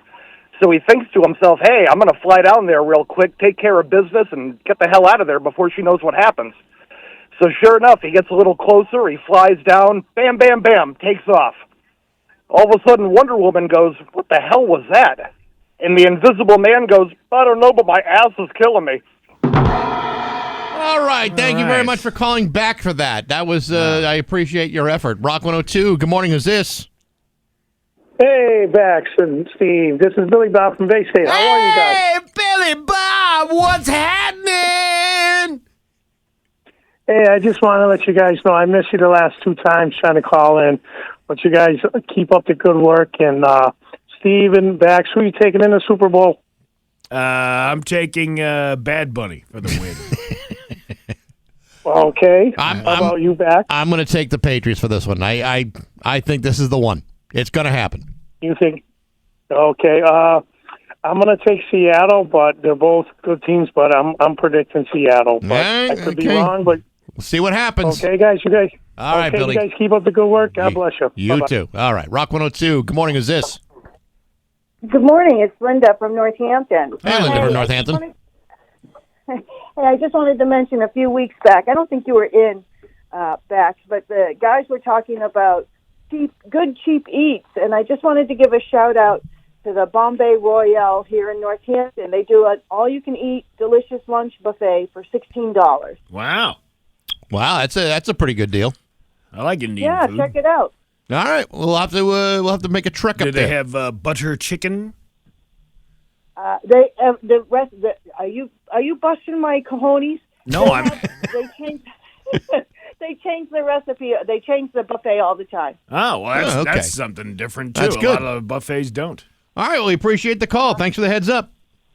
Sure. Okay, Great job. you bet. Rock 102. Good morning. Who's this? Steve from Springfield, how's it going? Hey, what's up, man? Not much. Hey, favorite Super Bowl snack. You can't go wrong with a brick of Velveeta, a can of Rotel, and a can of chili in the crock pot. Forget about it. Forget about it. You know, there's something about Velveeta that seemed like it was made by elves. It's so delicious. I know. Something about the way it just blocks you up, too. Oh, yeah, that's the best. Binds you up for well, days. you know what? I mean, if I got a football game to watch, the last thing I want to do is wait until, last thing I want to do is interrupt my viewing by going to the can, right? Yeah. I hear you. Usually it doesn't hit you till maybe halftime, so that won't be too bad. Yeah, there you go. All right, you have a great. Binds you right up. Hey, there you go. You guys go Pats. There you go. Rock 102. Good morning. Oh. Rock 102. Good morning. Who's this? Hey, Hawkman, how you guys doing? Good, Hawkman. What's going on? Yeah, I got a big announcement to make about a noontime today, so stay looking on the Facebooks, and I'll be making a giant announcement today. So, are you going to be able to walk again? Is that the big announcement? That's a big announcement. If that's the case. No, but I'm going to be kicking down a door about 11 this morning and walking back out and making a giant announcement. So, all right. Would you like to at least give us a hint about what this is about? I'll give you a hint. It's something to do about me in the town of Ware. Ooh, the town of Ware. It sounds Okay. saucy. All right. Well, good luck. Can't wait for the announcement. Yeah, and guys, my sister's making some awesome Super Bowl food. If I can run it by you. Yeah. What's she making? She's making spicy Asian wings, sweet and sour kibasi, deviled eggs, and garlic herb roasted potatoes. Man, you are going to be lighting up that house by the end of the fourth quarter. And that's right, guys. Yeah, that's right. That's right. If you want to get an Airwick or something. Go Patriots. There you go, Hawkman. Have a good weekend.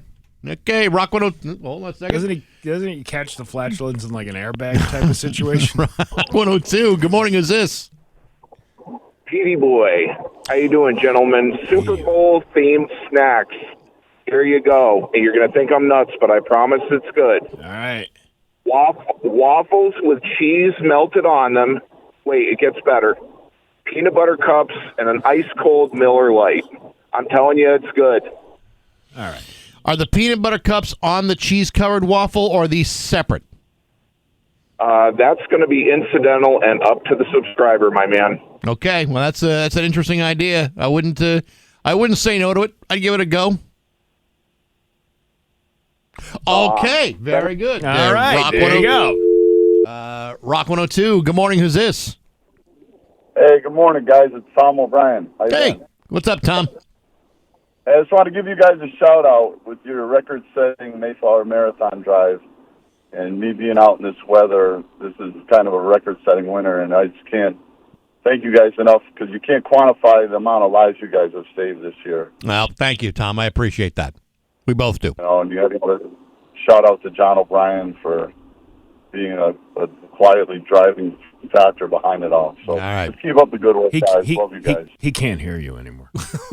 But I'm sure if he could, he'd have something to say. Thank you, Tom. Appreciate it. Have a good weekend. I have my hands in a prayer position. Love you guys. All right, thanks. Rock 102. Good morning. Who's this? Good morning, gentlemen. It's Mike the Long Guy. Hey, what's going on? First of all, chili cheese dip with those little scoops, those chips that are like spoons, fantastic. What, the scoops? Scoops are fantastic. Yeah, when you get chili cheese dip and you get those little chips that are, I think they're called scoops, right? Yeah, they're good. Real good. I love those. I was thinking a fun theme for the show would be, for an open lines, would be to get people to come up with silly promos for the station, and whoever wins gets to get played on the weekend. And I would like to enter my submission early. All right. What do you got? Steve, you got to do what's the phrase that pays. The phrase that pays?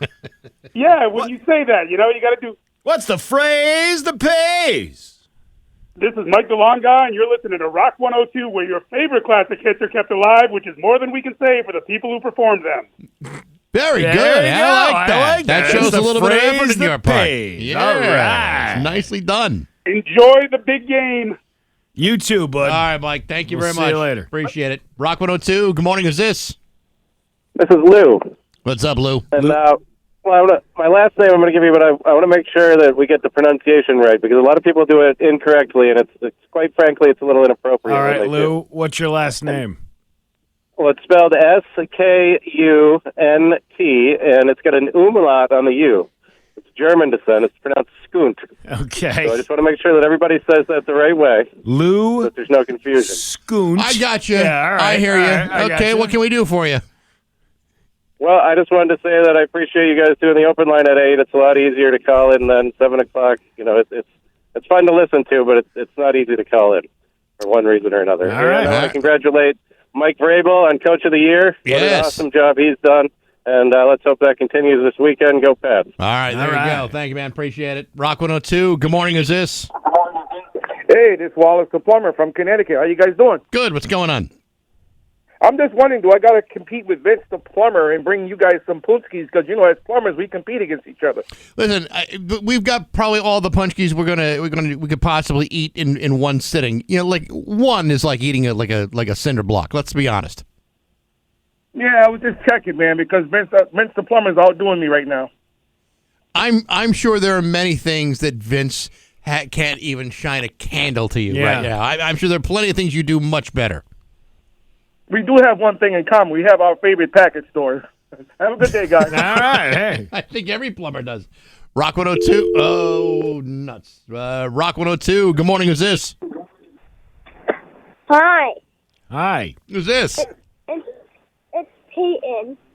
I called once before. Okay. Okay. Well, welcome back. Thank you. So, who do you think is going to win at the Super Bowl? I think, probably the Labrador Retriever.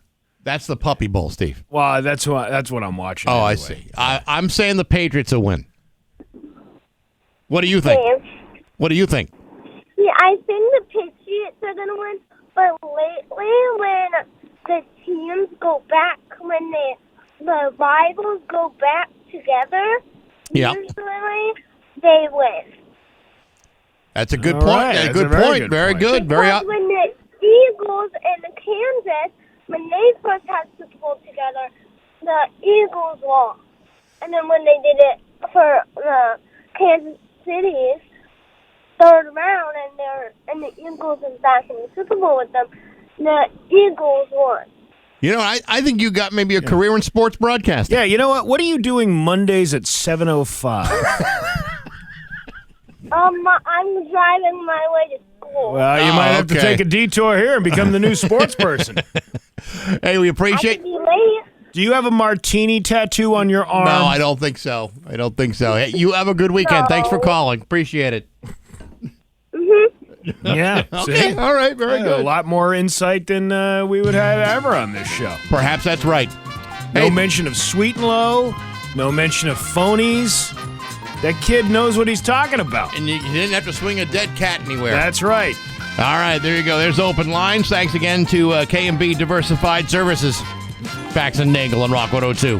Hey. 6 with Bax and Nagle on Rock 102. How is it? That kid was what? Between probably 7 and 10 years old? Yeah, probably. How is a child more articulate than 99% of the callers that call in to Open Line Friday? How is that even? You would expect a kid to kind of fumble his words a little bit and do that, but that kid was very articulate, knew what he was talking about, knew the plays of the, what to talk about. That's why I said a career in sports broadcasting is probably in that kid's future. I believe some of these knuckle-dragging Neanderthals that call in here in the morning should take a lesson from that kid. This is how you do open lines. Yes. If you have something interesting, we will keep you on for more than 30 seconds. We got news coming up next to Rock 102. Here's your Western 8:30 with Bax and Nagle on Rock 102. It's time for news brought to you by Bond 124 Gastropub in Somers, Connecticut. Open daily. Here's local radio icon Steve Nagle. I just want to correct myself. That was a girl who called in who was 12 years old. And no offense, it's sometimes, kids, kids, hell, have childlike voices, don't really have a gender associated with them, so I apologize for that. Nice job, Peyton. Very nice job, Peyton. Very, very good. Again, blowing all of them out of the water. Let me tell you something, and I'm sure Peyton is still listening, and I hope she is. You would be surprised how many people on the Route 10 Tire listener line have said that was the best call you've had in months. Yeah. And you know what? I agree with him. I agree. Well, I mean, that one from Macadamia was classic. You'll never catch lightning in a bottle like that twice. But good job. Anyway, either way. All right, back to news. Crews are working to put out a fire on Dawson Street in Springfield this morning. The 22 news crews at the fire confirmed that Dawson Street and a portion of White Street are closed.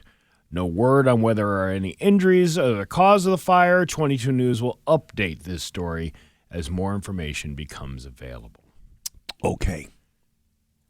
That's what they always say.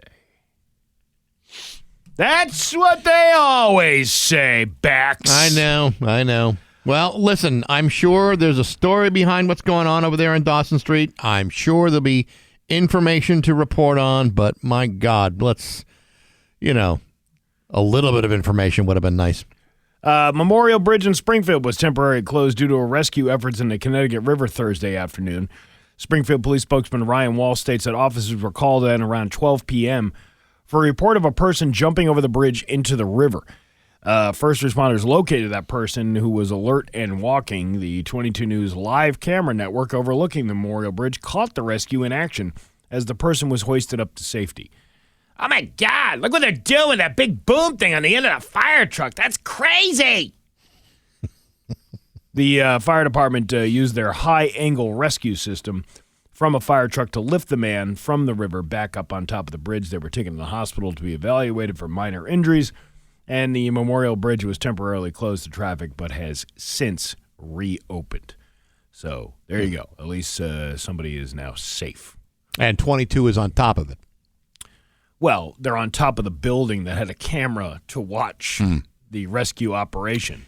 Speaking of 22, and I don't mean to be poking a bear here, but a couple days ago, I was sent a picture of a graphic that was on 22 News for a story that said teens arrested for a stolen car, and it's at the location was Chickpea, CHCOPEE.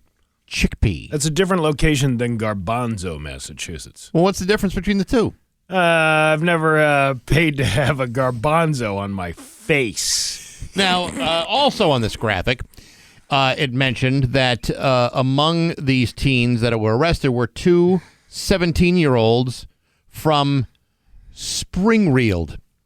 That's SPRING Did they really? RIELD. Two spelling errors in the same graphic. How do they put that little thing on the back, on the back end of the article then that says, AI was used to compile this, but it was all completely fact-checked by the 22 News crew? I think when you start with a certain level of artificial intelligence and actual humans, it's hard to rely just on the machines and computer programs. But, so Chickpea and Springfield in the same graphic. Well, here's what I think of every time I hear 22 News. Ready? Yeah, it's Kids Incorporated. Everybody look around, hear the sound. Something special's gonna come your way. We got something that is new, that is Kids Incorporated. Yeah, this is what they do. They Springfield. Yeah, see, they have a band. You think all those kids get together in a band after the show? I think they get together at the Peach Pit, have some chocolate malted milks, You think? and talk about Here we dating. go. K-I-D-S. Yeah, and you got Sierra Speller. She's like the who was she's like the who was the mom of the Partridge Family?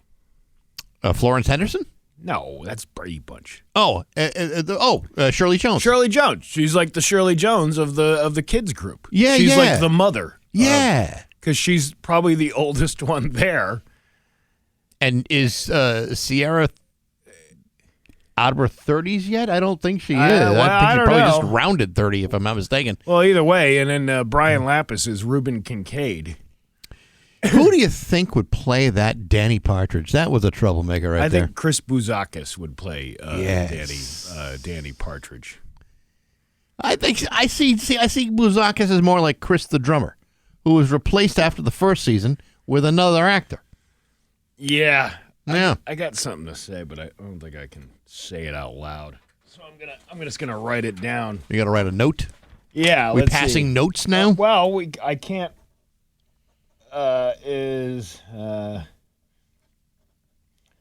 on. Okay, I'm waiting. And so is all of Springfield.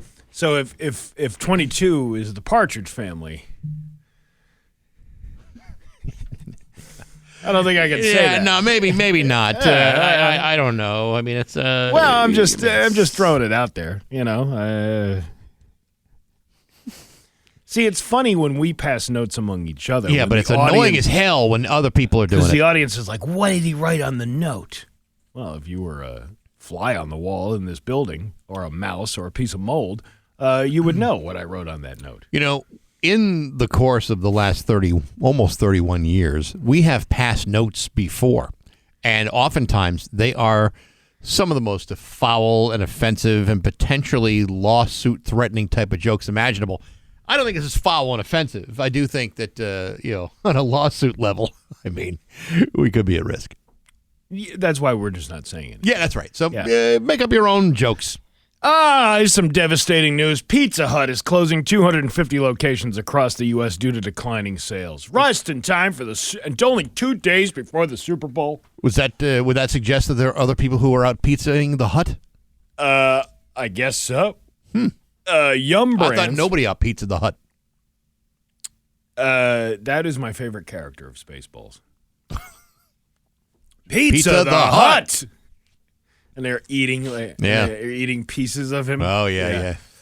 Yum Brands said in an earnings call early Wednesday it's closing 250 Pizza Hut stores that have been underperforming. Is that all of them? No, just the ones that are outperforming the most. It says that amounts to about 3% of the chain's locations nationwide. The Pizza Hut in West Springfield's still open, right? In West Springfield? Yeah. I couldn't tell you. Pizza Hut has struggled lately, especially against its biggest rival, Domino's, which is another pizza place. Yum Brand said in November it was considering various options for the chain, including a possible sale. The store closures will happen in the first half of this year. Specific locations have not yet been announced. So we don't know if any of the locals are going to take a hit. No, that's what I'm saying. I don't even know if that one in West Springfield is still open or not. I can't tell you the last time I was at a Pizza Hut.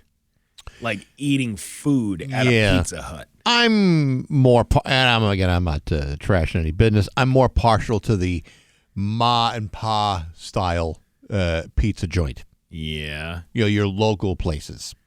I got my favorites, but they're usually not the large chains. Well, name one. Name one that I like? Yeah. Well, I mean, you could say Red Rose is still a top-notch pie. Tony's on Boston Road, Frankie's in Long Meadow, all top-notch. You know, when I was sampling buffalo wings all throughout the city of Buffalo, I was asked, where do you think the best wings are? And I proudly stated, none of these beats Domino's. Oh, my God. That's the most insulting thing no, you can what are say you talking about? to someone in Buffalo, New York. The last time Domino's is offering the best wing option. The last time I had Domino's, I remember them being very, very good wings. That was 2001 in a dorm room at Westfield State while I was half in the bag off Captain Morgan's ugly cousin, Admiral Nelson. Yeah, right. I had like 6 of those and a couple of natty ices, and those wings were the best wings that I had ever eaten in my entire life. Was it because the wings were so good, or was it just the context in which you were eating them? Perhaps. Because sometimes that does affect your appreciation. Oh, does it? Yes. No, I didn't. Sometimes it does. I'm being told that, yes, the West Springfield Pizza Hut is, in fact, an active location. Ooh, active. They still have lunch buffets? I used to see the sign out there for it. You know, and I don't know if they've got the lunch buffet. A woman was convicted of attempted murder after nearly killing a man at a New Year's Eve party where both her husband and her boyfriend were in attendance. What? This is Ohio. Warren County prosecutor David Fornshell said 29-year-old Olivia Clendon's husband and her boyfriend were both at a party on New Year's Eve when the two men found out they were both in relationships with her. Really? When Clendon could not convince her husband to leave the party, she returned with a .40 caliber gun and fired 8 shots. She had obtained a gun when she drove, and when she drove, she did a donut in the front yard. And as she passed the front door area, she fired off a couple of shots. That's according to the local police. Fornshell said that an innocent male victim who was sitting on the porch was shot in the stomach and almost killing him. Clendon then tried to drive off after the shooting, but ended up crashing her car. She could face a minimum of up to 10 years in prison. She has not been sentenced yet. So they're going to start seeing other people, right? I would like to think so. Okay. Because not to pass judgment, I'm just saying that I don't know if something like that, when that happens, the relationship can be saved. You know, I'm curious as to the smiling mugshot photo. Like you just, multiple counts of attempted murder, reckless endangerment, all kinds of things, and you're smiling in that photo. That would either indicate that you might be under the influence of something, or you're just bat-shiznick crazy. Well, is it possible that the person at the police station said, say cheese? Yeah, I guess, smile. Say cheese. I don't think you're allowed to smile, though. You can smile. You can do anything. Smile on a mugshot? Yes. You get like one shot at it, man. That's it. It's like kind of like you're taking your membership picture at Costco. Why are you allowed to smile in a mugshot, but you can't smile in like a passport photo situation? Like you have to have that I'm going to kill somebody look on your passport photo. You can smile on a passport. No, you cannot. You can't? You didn't read the rules. I just had to renew mine over I the gotta summer. when someone tells me not to smile, don't you smile. Don't you? I can't help but smile.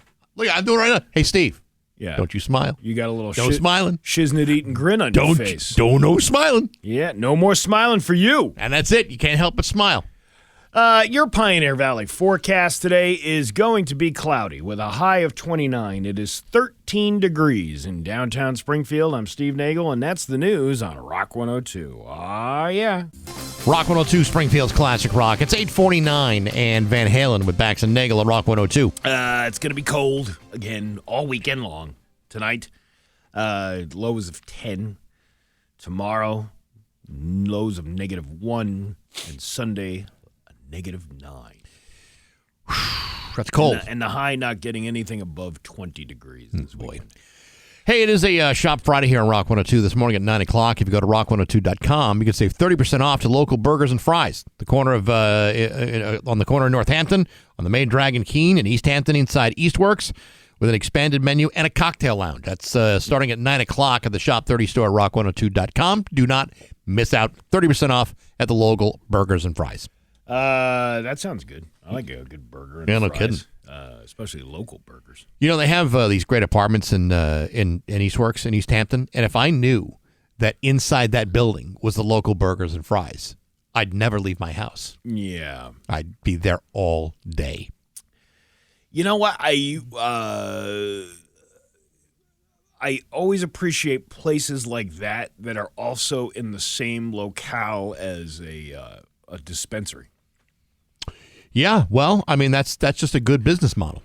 I've been trying to get the guy from Richards Grinders down in West Springfield. There's a dispensary behind the place, like a quarter mile down the street. Yeah.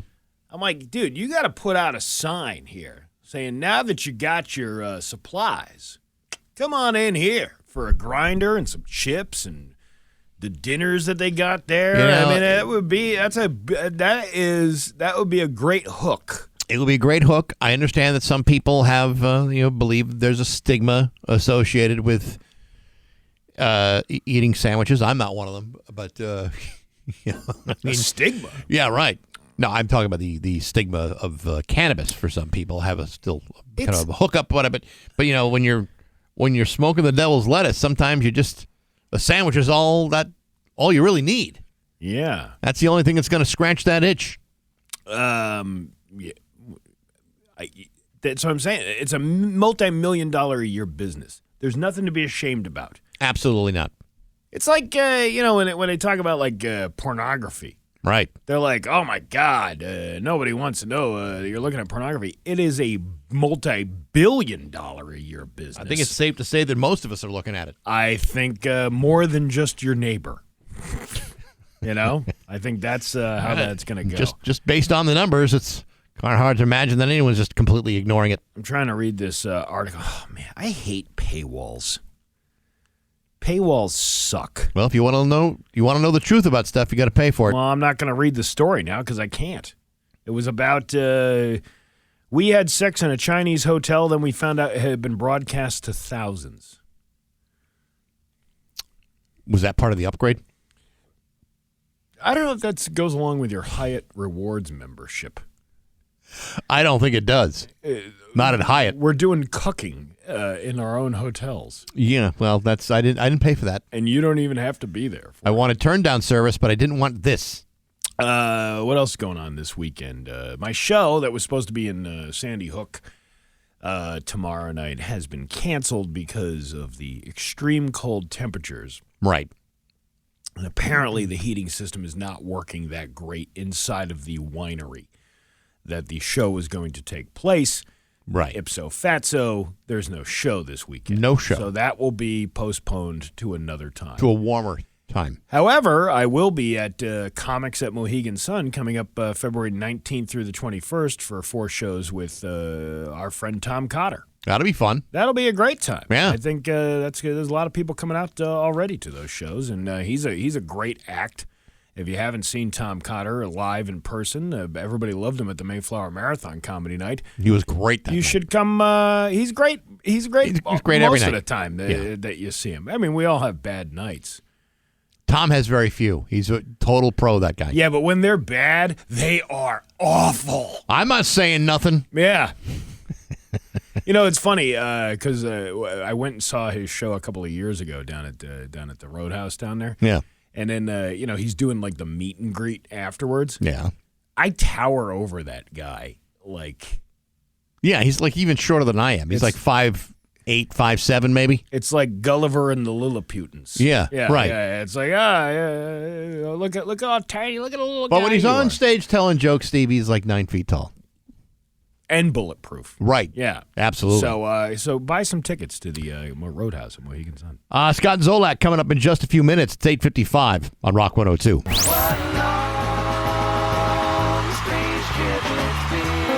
Rock 102, Springfield's Classic Rock. It's 9:02 and Billy Idol with Bax and Nagle on Rock 102.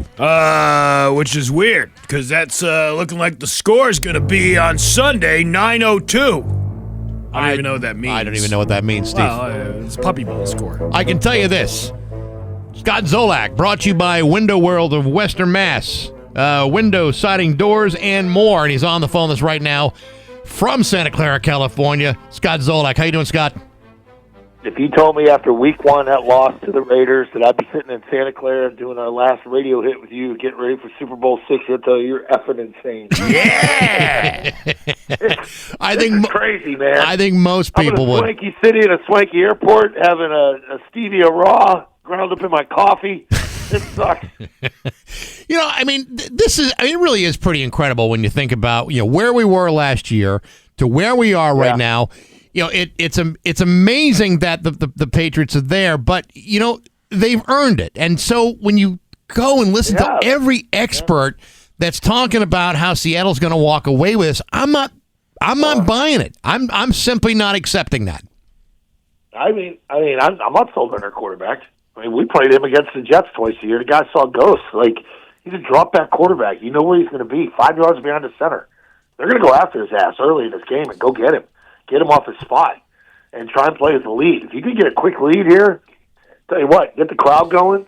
There's a lot of Patriots fans out here. I'm shocked. Not that shocked, though, by, like, you saw the send-off we did. Yeah. 40,000 people there in 0-degree weather for hours.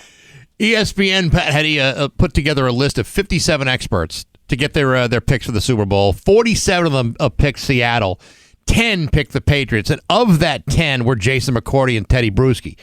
So, I mean, which means either ESPN has got 47 idiots on the payroll, or it just seems to be so dismissive of what Mike Vrabel has done with this team. Right, or you don't watch them. It's just ignorance, and it's a bias too. They don't like us. They never did. The prerequisite to work there should be you have to be an a-hole. It's like some stations, like competitive list. Well, that guy's an a-hole. I don't even read him anymore. I'm not on Twitter, thank God, because I got suspended for ripping this place out here last year. Right. A year ago when we were here. And I don't really care what ESPN says. What the hell? Like, I'm supposed to take that into account? Like, oh my God, I'm doing my game prep, but 47 guys from ESPN picked him. Who cares? Yeah. Who cares anymore? That's how damn good we are. There was a story that's been happening over the last couple of days. Someone asked Tom Brady who he thought, who he was picking in the Super Bowl, and he gave this diplomatic answer where, I don't have a dog in this fight, and he's been called out by like a number of terrible answer. It's a terrible answer. He's been called out by Vince Wilfork. I think Teddy Bruschi called him out on it. It really is kind of like a dumb stance for a guy who said just a couple months ago, I'm a Patriot for life, and he can't decide which team he wants to root for? You don't have a dog in the fight? One guy's the head coach is your former teammate for 8 years that won 3 titles with you? What, are you kidding me? I understand the diplomatic answer from being an owner. He can get in a lot of trouble from an ownership standpoint. Like, you start doing that stuff, like dipping your toes in that, and he's on a different planet, man. He's Clooney now. Yeah. Like, he's there, and like, I don't think he thought about the ramifications of what he said. I mean, there's a statue made of him. He made $300 million here. You don't have a dog in a fight? You're talking about Tampa? 2 years in Tampa, not mentioning 20 years in New England? I mean, I can't imagine that, even as a part owner of the Raiders, that anybody would fault him if he said, I'm rooting for the Patriots in this one. I mean, how could he not? He may feel that way, but the answer just seems to be so deaf on his part. It's like he's worried about not offending probably a handful of people they got money or connected to the Raiders or the league, and not worrying about offending an entire fan base that people name their kids after him. Their third born. And I'm serious. I don't know. I can't tell you how many people come up to me. Oh, this was my son Brady. You know why? And you get a lot of that. Yeah. It was. He could have answered it better. I'm sure he would have if he did it again. It's not good. So yesterday or last night, they announced that Mike Vrabel's the coach of the year. I don't think there's any question he deserved that. Drake May comes in only 5 votes shy of Matthew Stafford for MVP.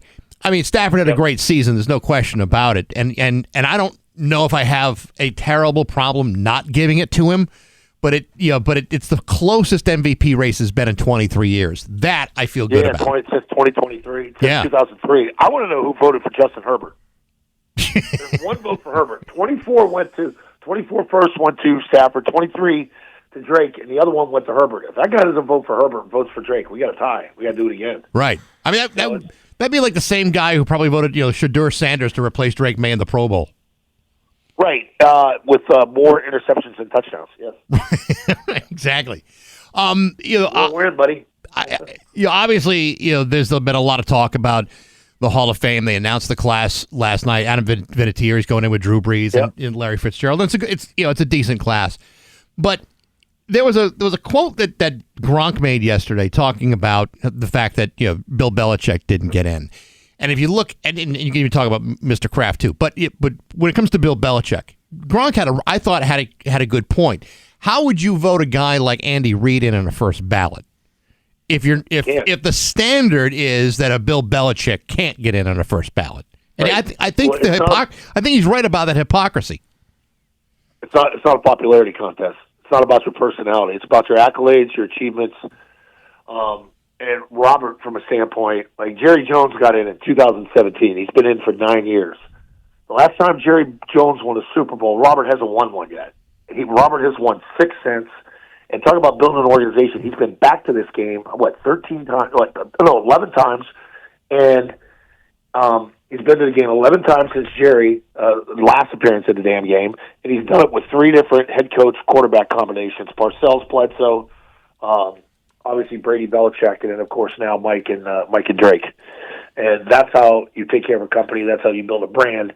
You don't tell the story of the NFL for the last 25 years without Robert Kraft and without Bill Belichick. So now all of a sudden, this becomes to me like the asterisk baseball era, where all of a sudden Barry Bonds is not one of the greatest, or Manny Ramirez is not one of the greatest baseball players I've ever seen in my life. Like, give me a break. I mean, the whole Fame stuff is crap. It's the Hall of Shame now. I feel bad because like Roger Craig is a good player. Yeah, he's going to be known as the guy that got in instead of Belichick and Kraft.